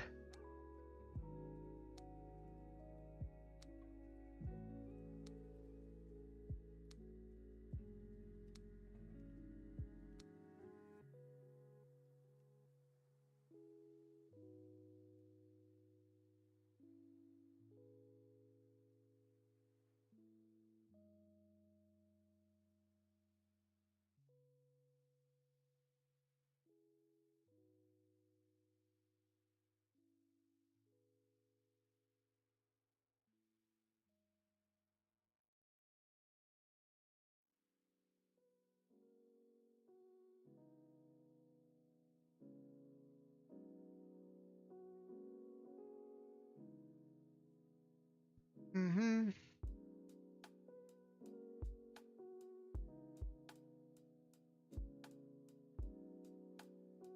I think I can delete all of this because I'm not using any of that. Yes, you're right. A lot of those intros were just soft music.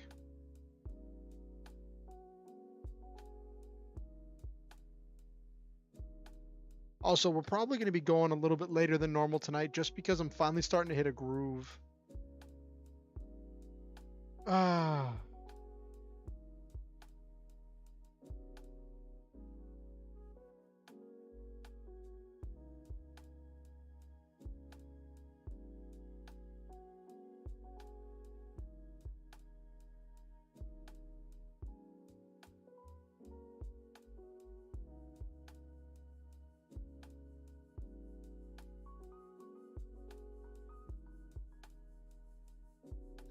Yes, get the groove on. Mm-hmm.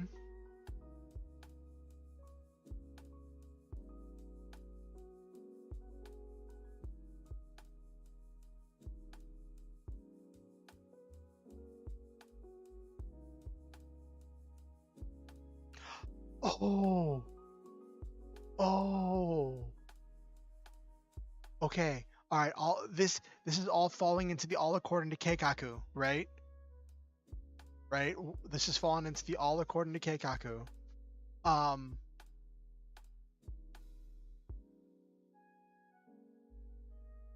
with hold on, I just got a brainwave. Hold up. What if the reason why the elites don't drink the poop coffee is because consuming an animal product or being known to consume an animal product would be a bad political move because it would make it look like you were contributing to the waste that that the last age of humanity spent a great deal of effort cleaning up.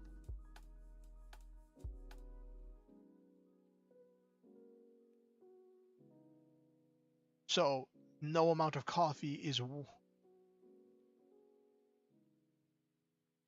yes. So no amount of coffee is worth damaging your reputation that much. No matter how good the coffee is, it is not worth taking that L in the court of public opinion.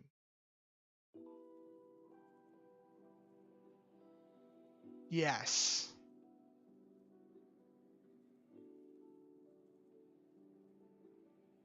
But the common man, these grunts,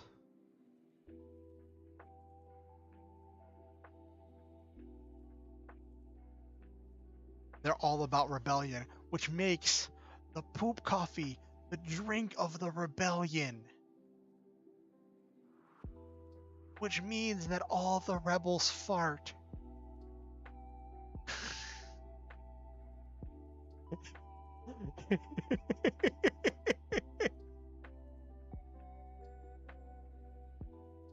This is like, what if the bougie Starbucks baristas rose up to try to take over the world? Or try to overthrow the government?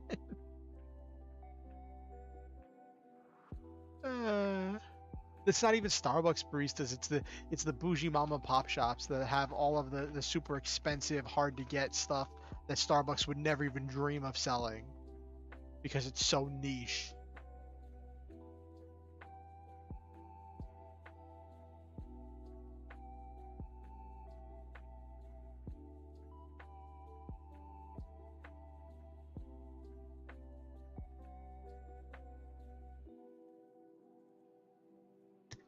Yes, Captain Patriot.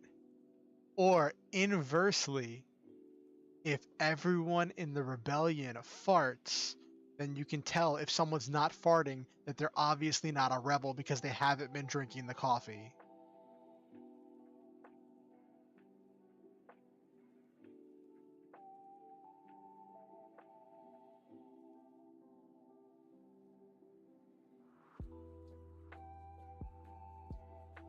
Exactly.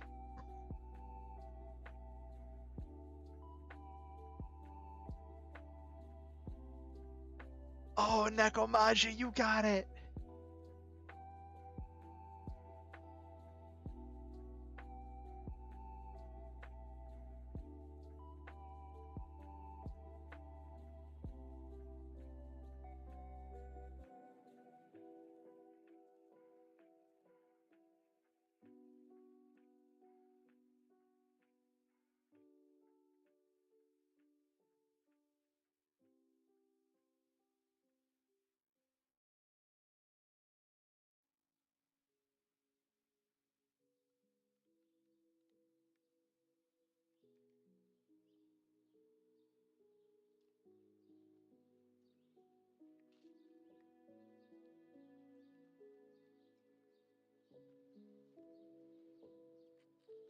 Stop freaking out. We don't sell enough to get the government's notice, and as long as we don't do anything drastic and no one blows a whistle they don't have to, everyone is happy.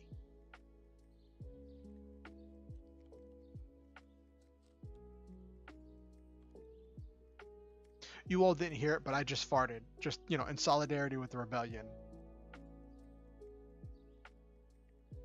Alright, let me save what I have so far. Let's see where we're at.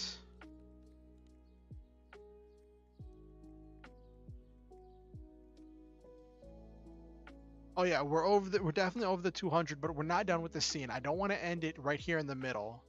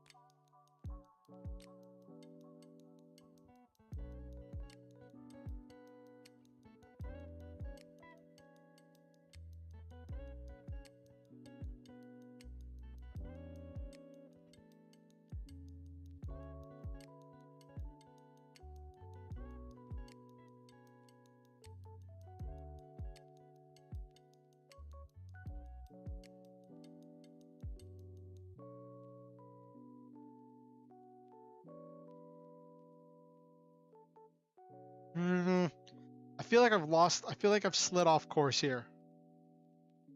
I feel like I've slid off course because I have Hazel freaking out because his job's in danger, but I feel like I might be having him freak out too much. Because he's supposed to be this careful, calculating person. And I think I'm giving him a bit too much righteous fury. Unless I do something with it.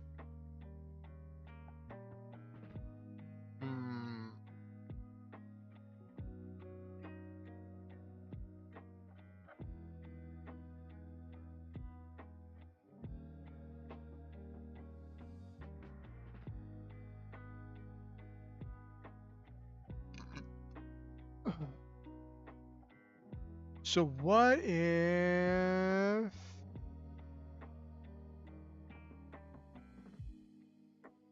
What if... Yes.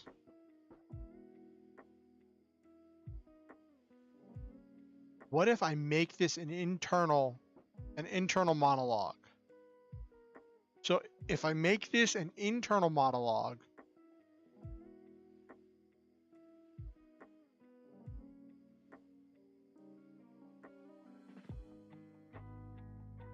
how do you denote internal monologue?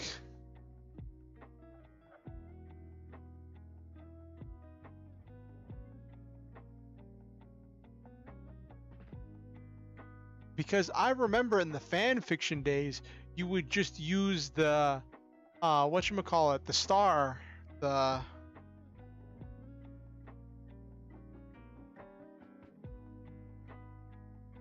how do you denote internal monologue?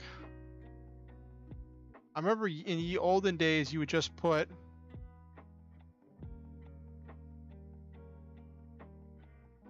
okay with those. Okay.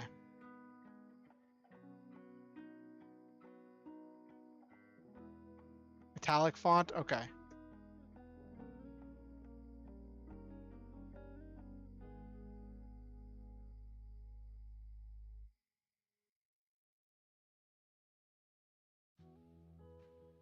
Hmm.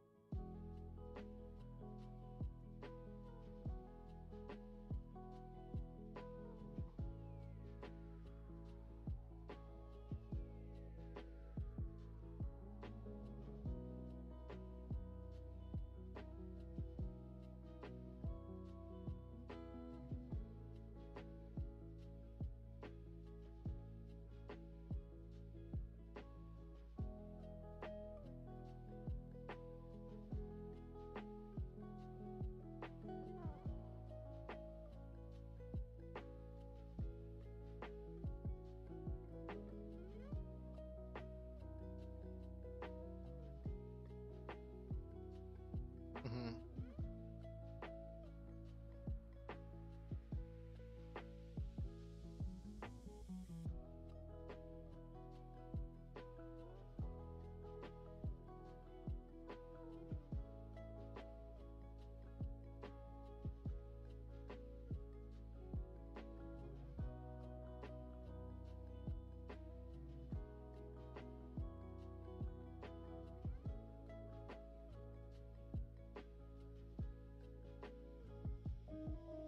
Okay, we take away him. Take that away.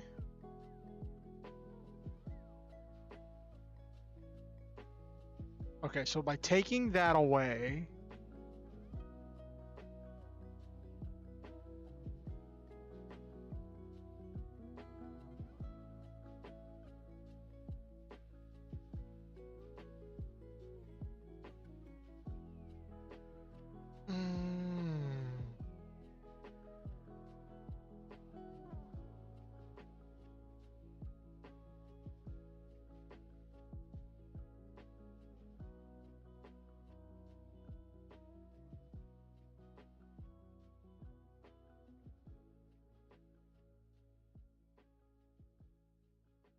When it's internal thoughts, you need to make sure no one responds or reacts to your thoughts. Yes, that is also true. So the idea I have here is...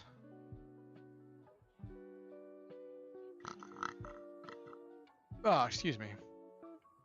So Hazel goes off here. All Hazel says is just reiterating that there's a highly restricted and can only be had through official channels. I could lose my license, right?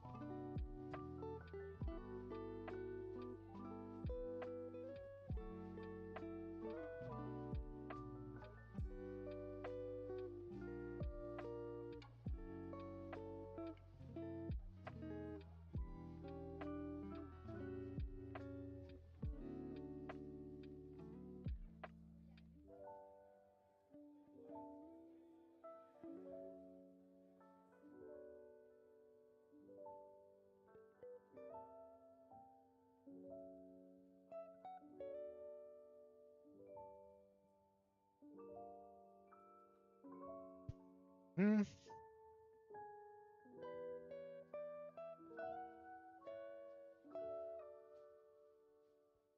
So the idea here is that you is respond like all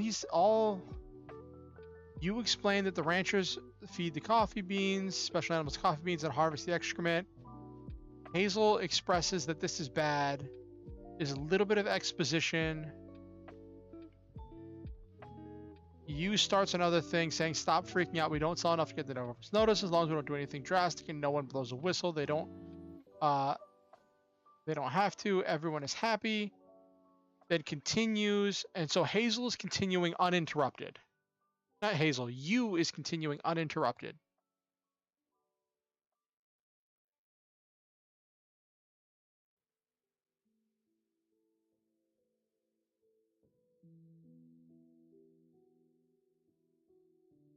You is not directly responding to anything that Hazel thought.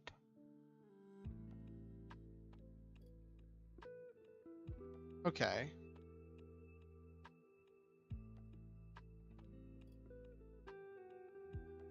Mm-hmm.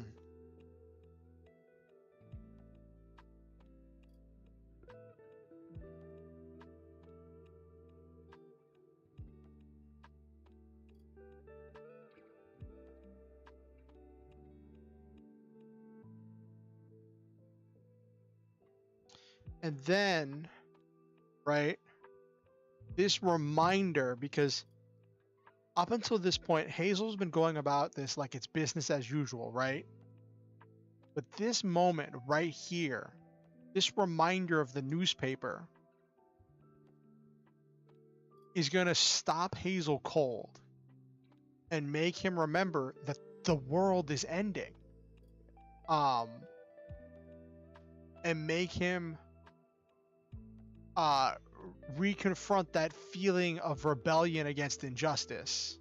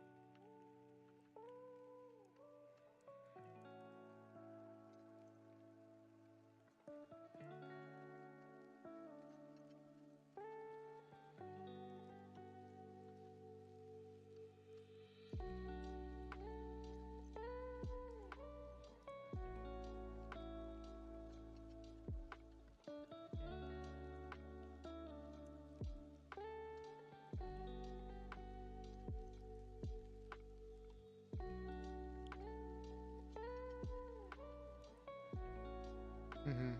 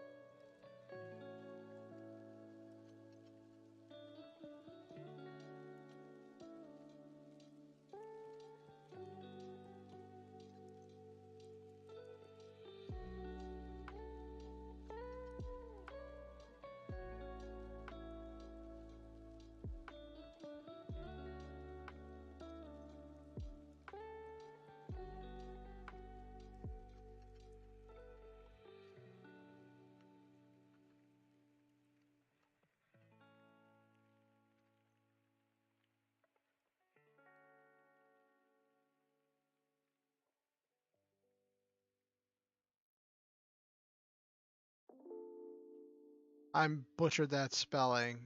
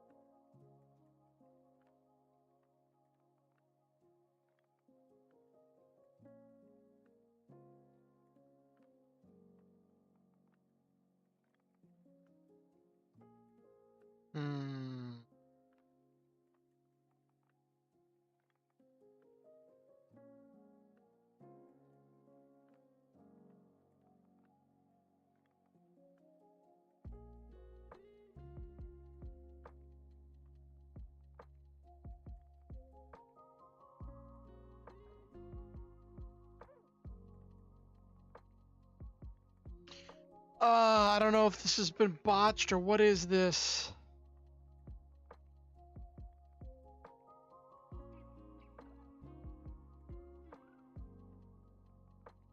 So the internal monologue part is bugging me because I haven't used it anywhere else in the chapter. And it feels weird to only use it once.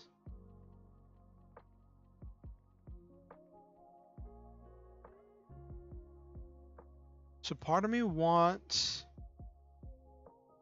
to describe it another way. Because it just feels out of character, even as an internal monologue.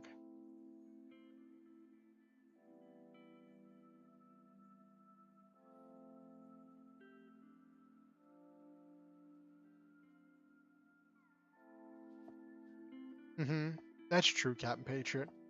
What's your solution, Nekomaji?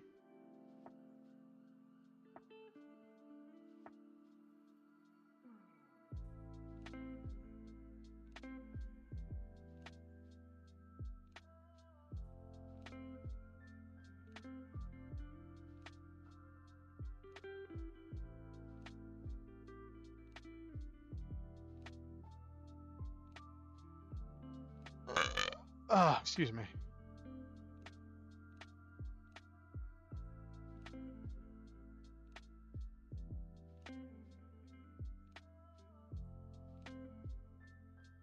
I'm not saying people don't talk to themselves. I'm saying the voice used into talking to himself. Oh, okay, Captain Patriot. Thanks for coming. I was glad to have you. Have a good night.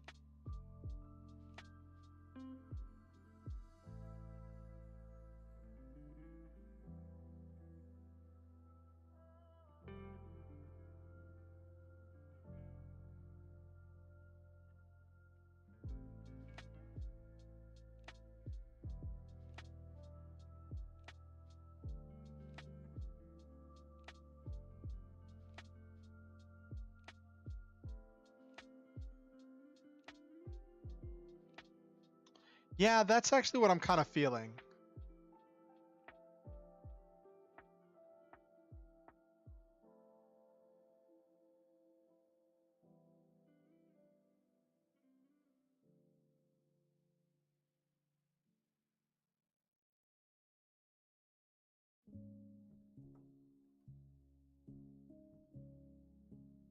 That's also true.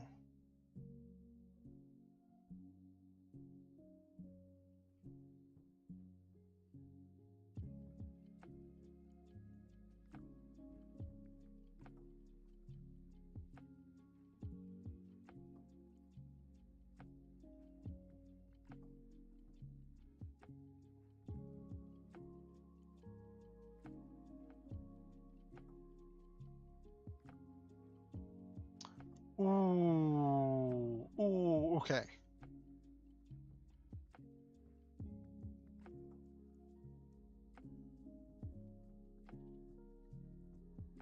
That's also true, Nekomaji. That's definitely true.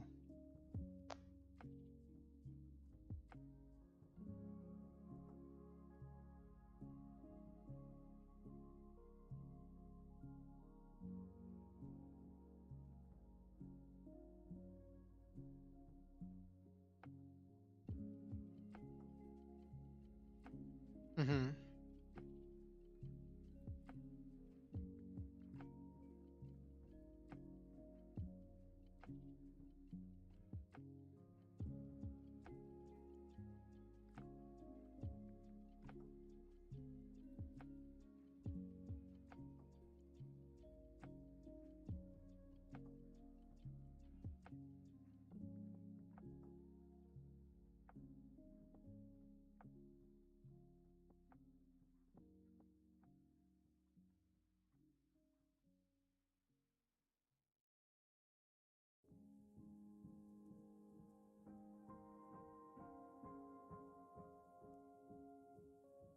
So then we put that there.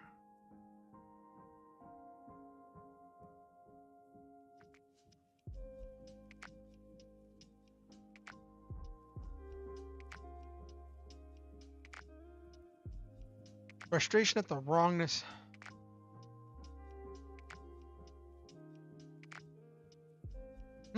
That's also true. So it's not that I don't want him talking to himself.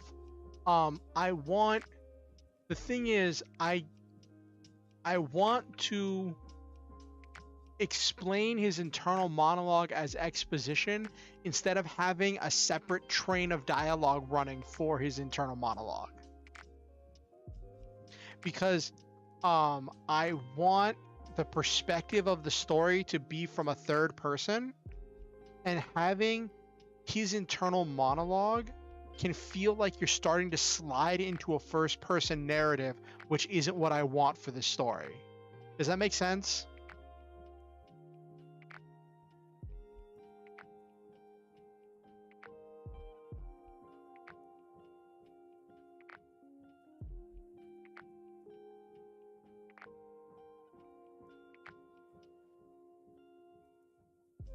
Oh, frustration at the wrongness of it all.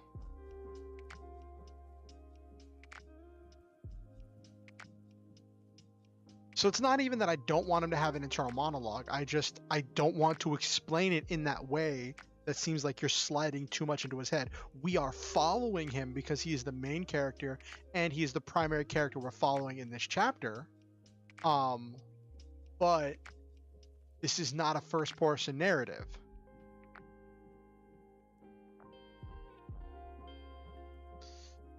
This isn't a white lie or a dumb rule. This is important.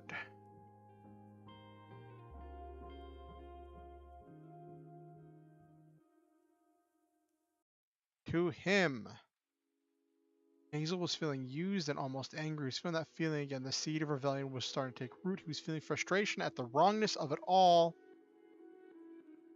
Told a reminder of this morning, the world was ending and here he was planning to report a coffee shop for selling unlicensed animal products. Whatever he was feeling was showing us. Okay, so that simplifies all of the dialogue. That simplifies that internal dialogue right there. This entire speech from you is terrible.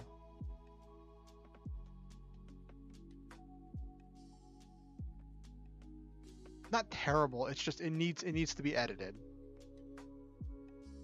I'm probably going to be ending soon, so I want to smooth this out before I end.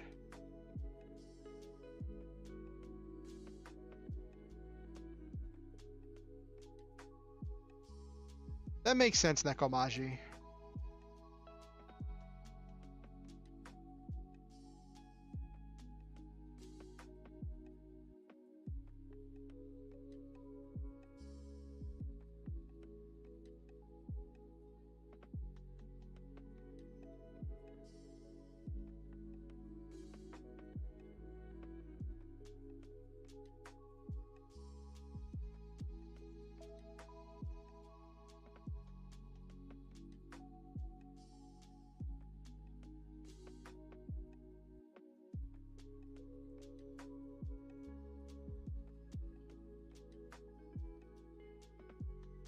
We see what the government is saying and we see what they are doing.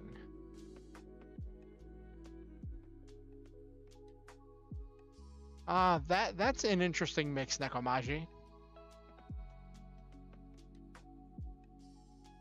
I want to simplify my dialogue.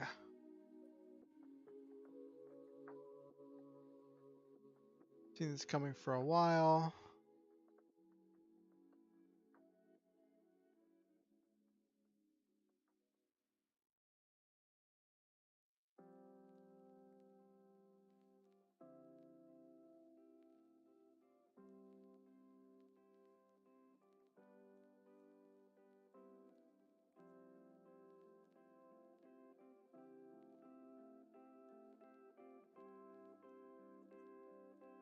This is better.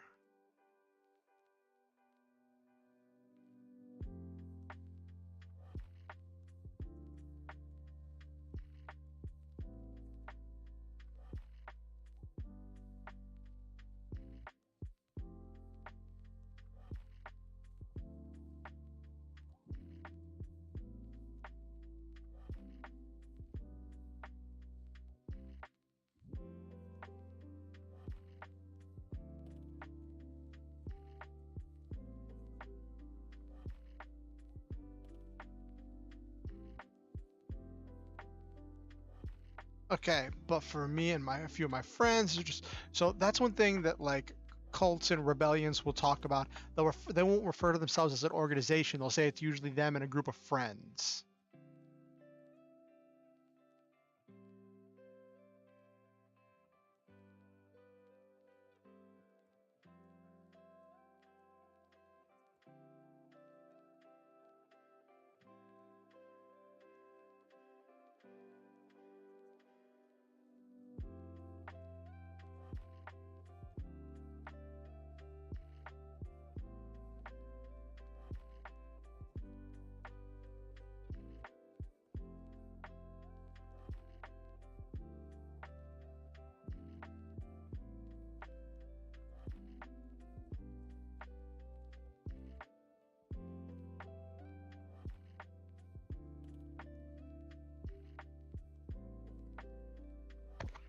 Okay.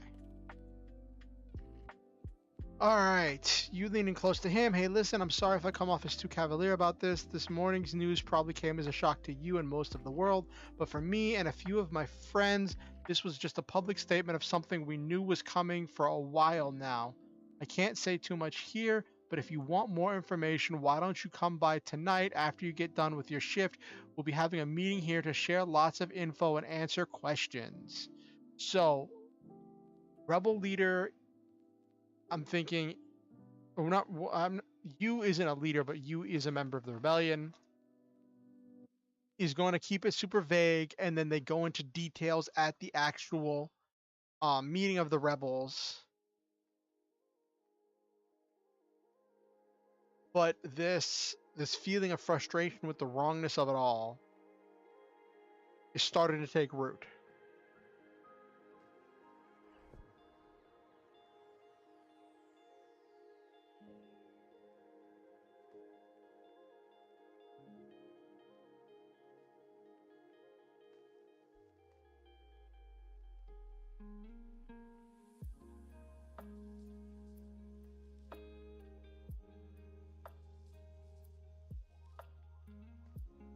Mm,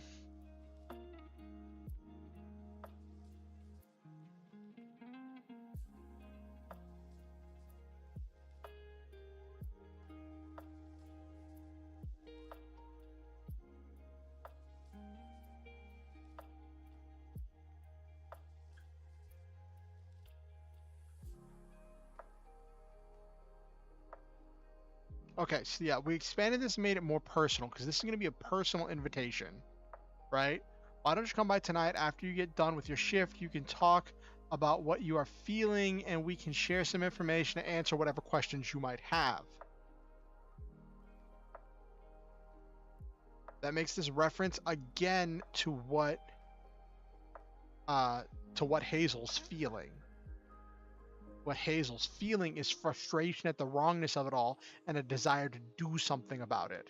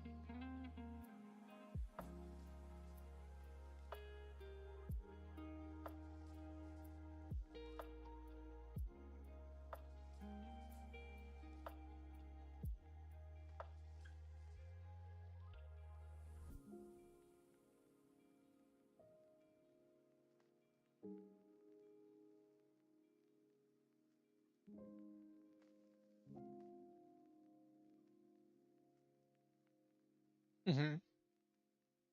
Yeah,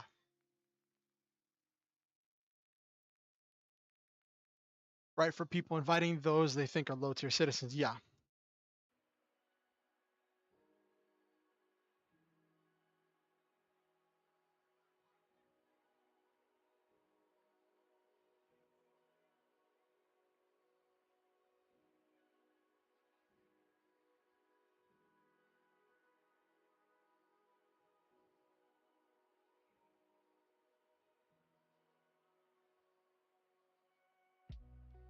No, that's fine as is.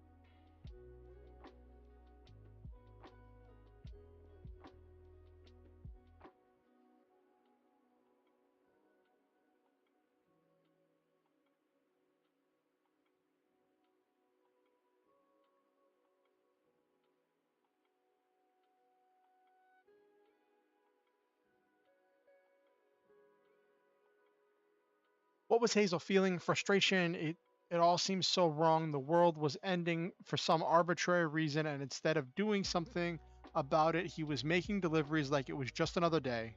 Could he do anything about it? Should he do anything about it? He didn't have an answer for these questions, but maybe these people might. Then he just says, "Sure, sounds good. I'll drop by."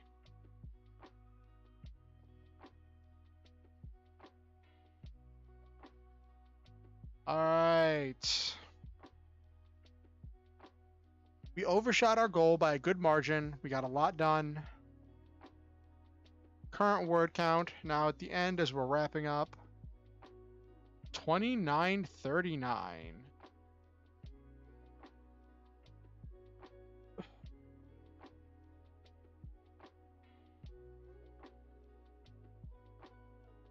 We are almost into the bottom tier of what's considered the sweet spot for a good chapter.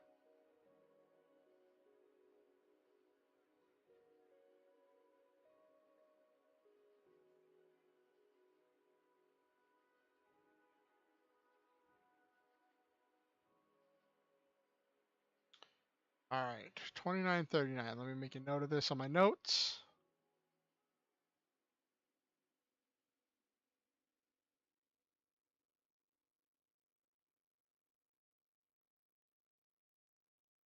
So we got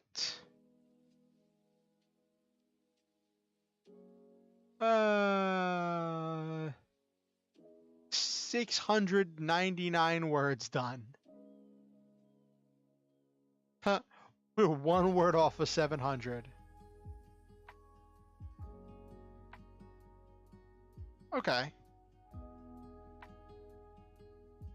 I'd say that was pretty effective. That was pretty good. All right. I think this Lofi Girl audio for the background helped a lot.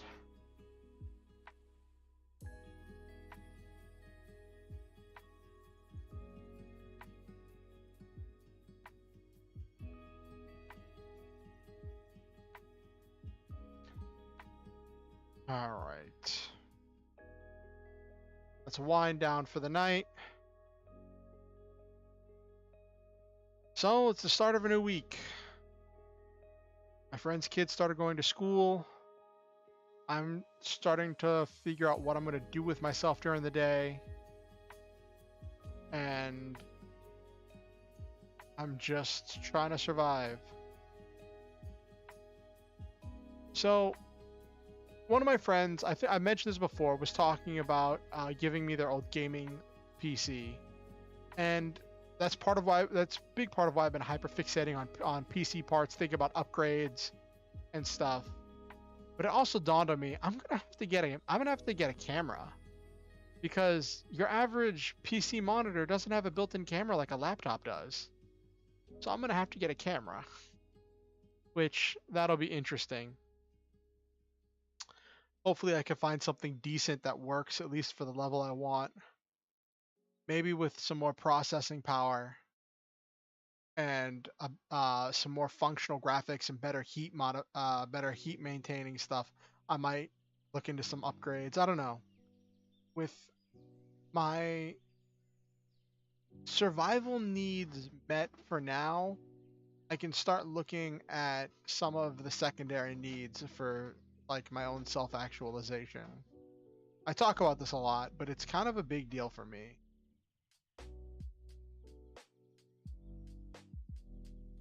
But we'll see where it goes. We'll see. So does anybody else have any plans for the week? Anything they want to accomplish? Goals, ideals, adventures?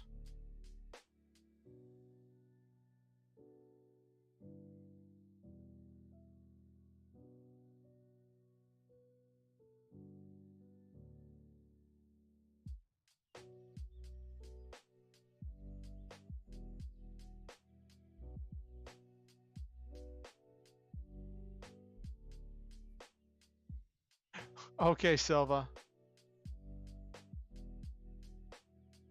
Can't relate. I use a camping chair for my computer chair with 2 pillows on it, and it is comfy. Oh yeah, my butt does get tired of being in the chair. I mean, I guess since you've probably been in the chair for at least 8 to 10 hours, so yeah. I've just been at this for a couple hours.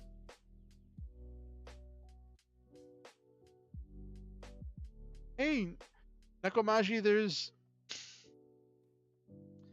always room for more stories to be shared. I think stories are powerful tools for expressing our ideas and sharing our experiences. Sometimes when the truth burns too hot, we have to wrap it in the covering of fiction in order to share it peacefully.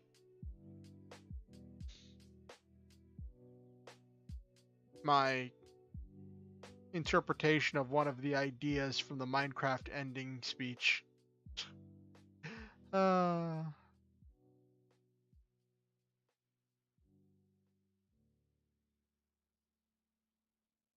you're more than. Oh really? Your stories are say so, you say?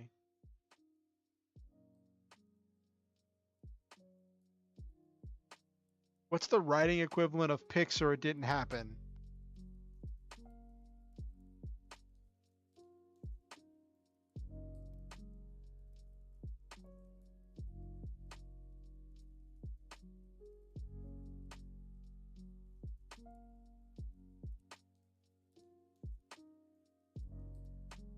Welcome back, Silva. I'm Orion. So it's actually really funny, Silva. So like, whenever we chat and stuff, press X to doubt. So it's really funny, Silva. You refer to me as Ori, right? Which that works.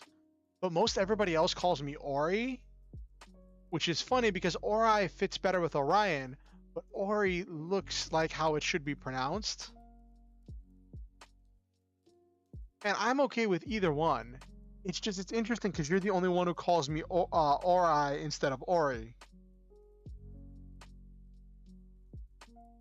But the reason why I don't correct you is because both are correct.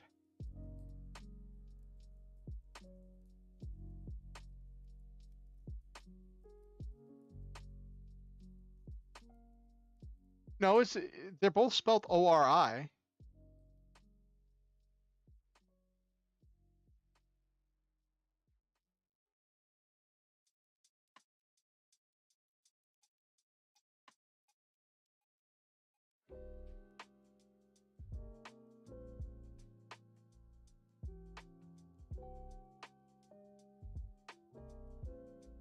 Because iron, like that I-Y sound.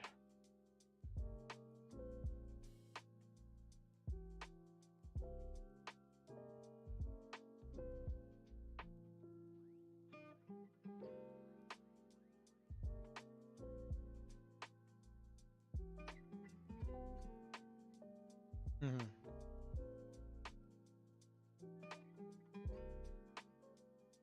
So Silva, do you have any plans for the week? Any goals or things you want to accomplish or get done?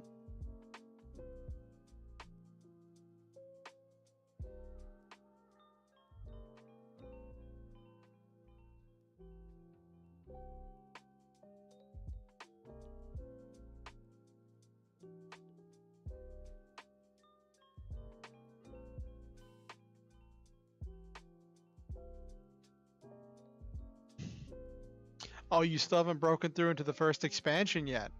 But aren't your characters like really high level?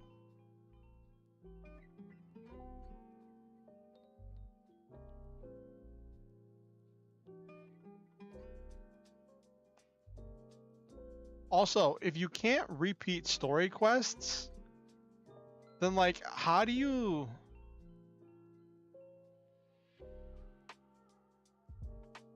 Yeah, that does seem pretty accurate, Nekomaji. But if you can't repeat story quests and stuff, how do you level up your second and third jobs?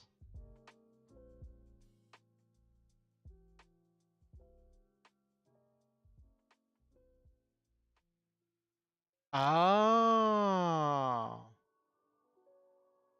So you gotta do those dungeons.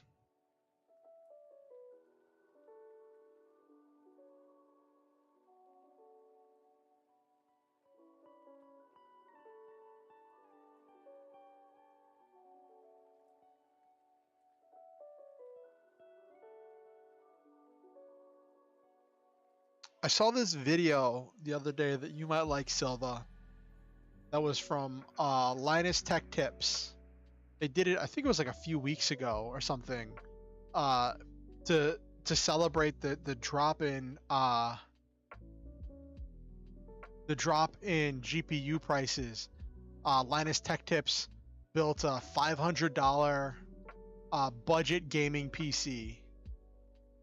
And it made me think of you when I was watching it, because the entire inspiration for that video was because they saw an eBay listing for an RTX 2060 for $200. And they thought if you only spend $200 on the GPU, you could probably build an entire gaming PC for under $500. Like I said, I watch a lot of stuff about building PCs.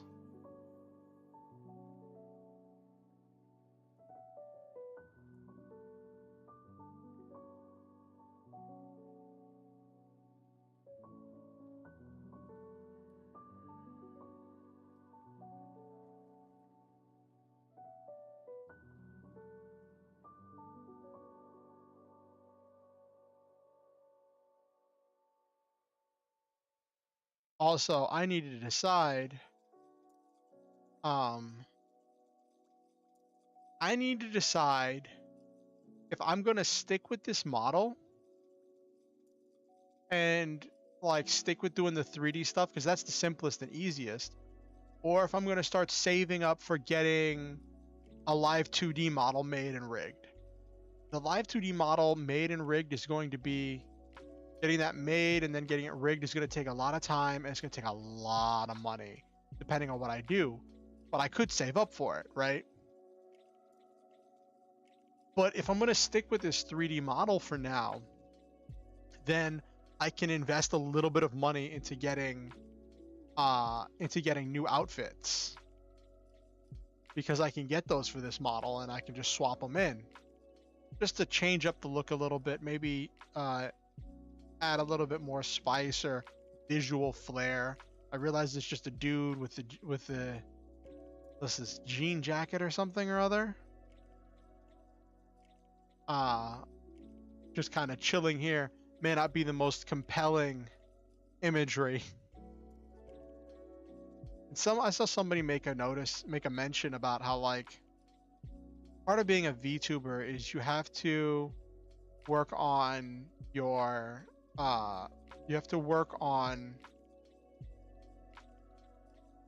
visual presentation.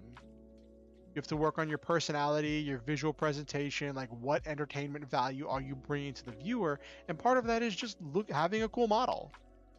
And there are definitely some ways I could get some outfits and stuff to like make there be more to look at with my model. The chest up models for a while. Yeah, that's also true, Nekomaji. Instead of getting a full bottle.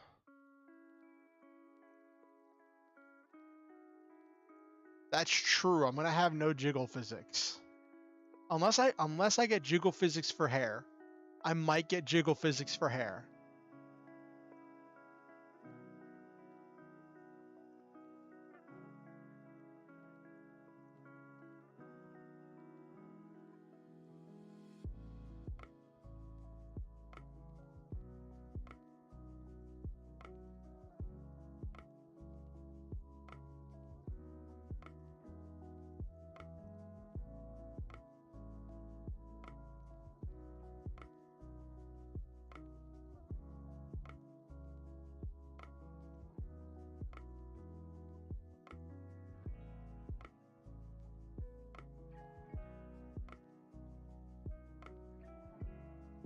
But yeah, that's just something to think about, and it's something I haven't thought about in a long time. Like, so whenever I first started really investing time and energy into Twitter, I would follow back every single person who followed me.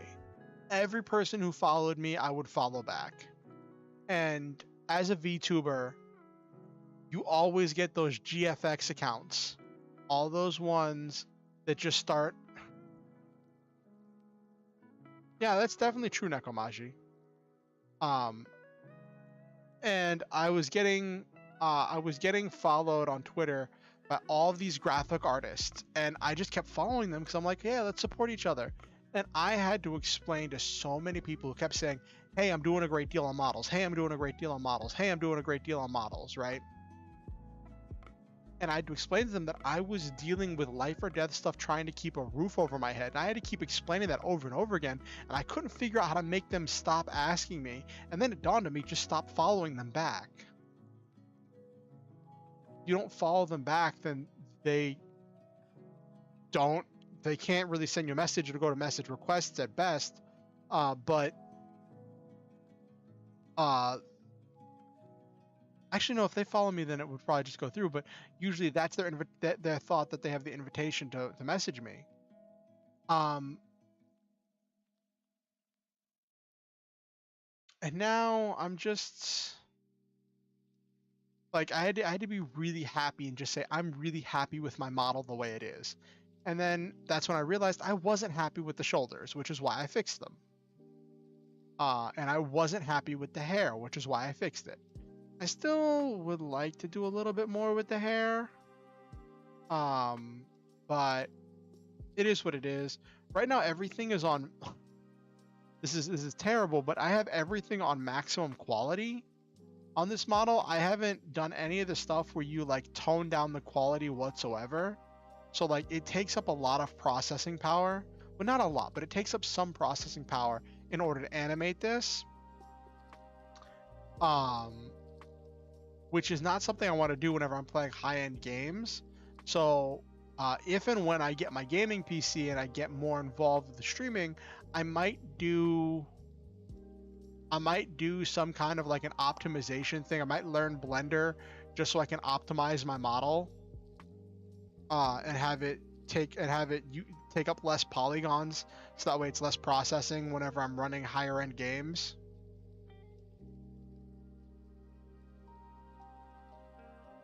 But I usually avoid higher end games. Mainly because I don't want to cook my laptop. But when that's no longer a thing, like I could pick up Warframe again. I haven't played Warframe in forever. Oh, I could play Monster Hunter.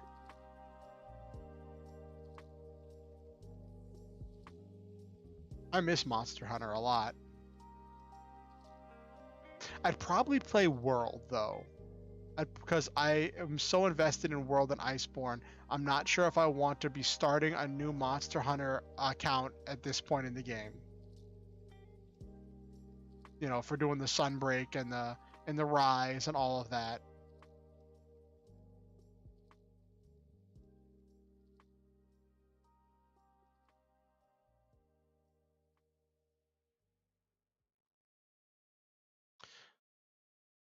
Or of course, there's the Final Fantasy XIV thing.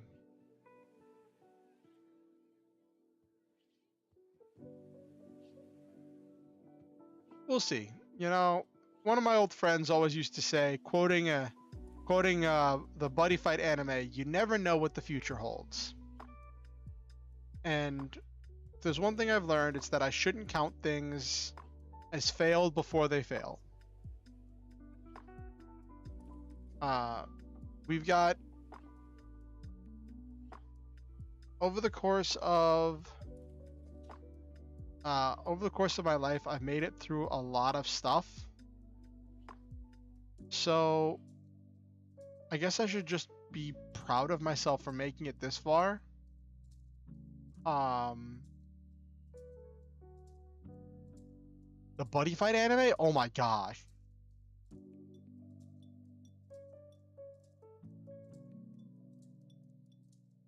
And then they just ended it. I didn't watch much of the last season of Buddy Fight, but like I like through the 100 demons or whatever, I was very involved in that era. I was watching it almost religiously with my friends. It was definitely something that I was watching a whole bunch of. And then they just kind of changed everything. So in Buddy Fight, I played Hero World. I was a Hero World aficionado, giant robot fanboy, superhero fanboy, all the way.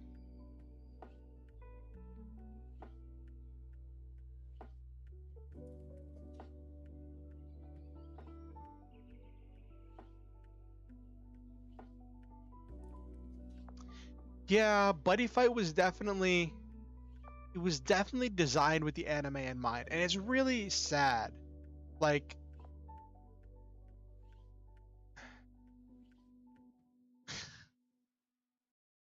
Pogs, oh my gosh. Talk about a dead meme. Oh my gosh.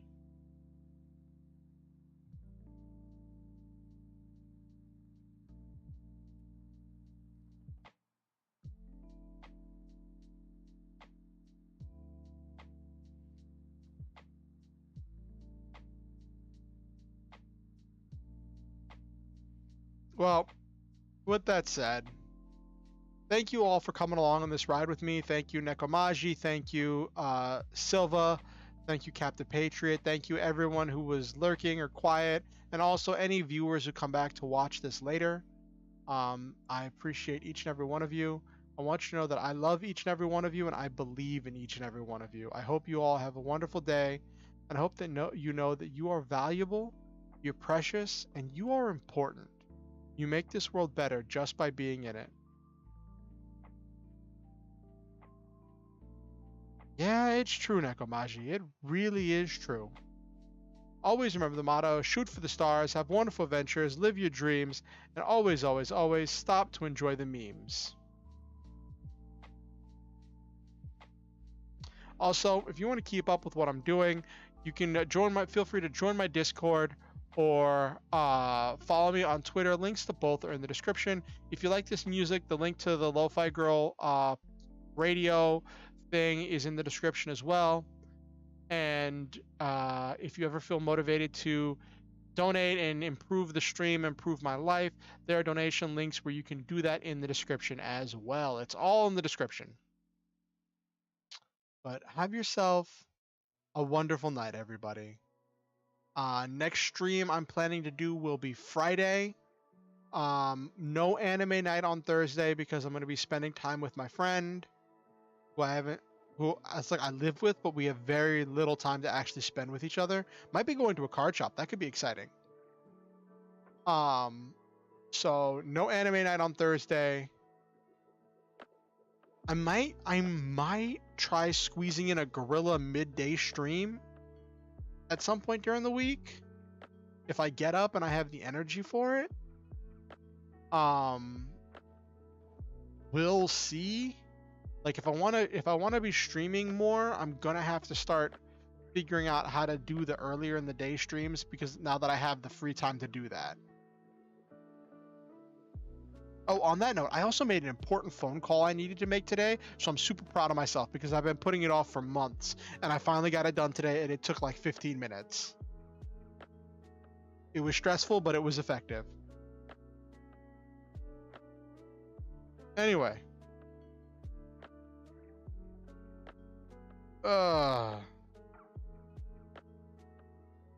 Thank you all, and good night.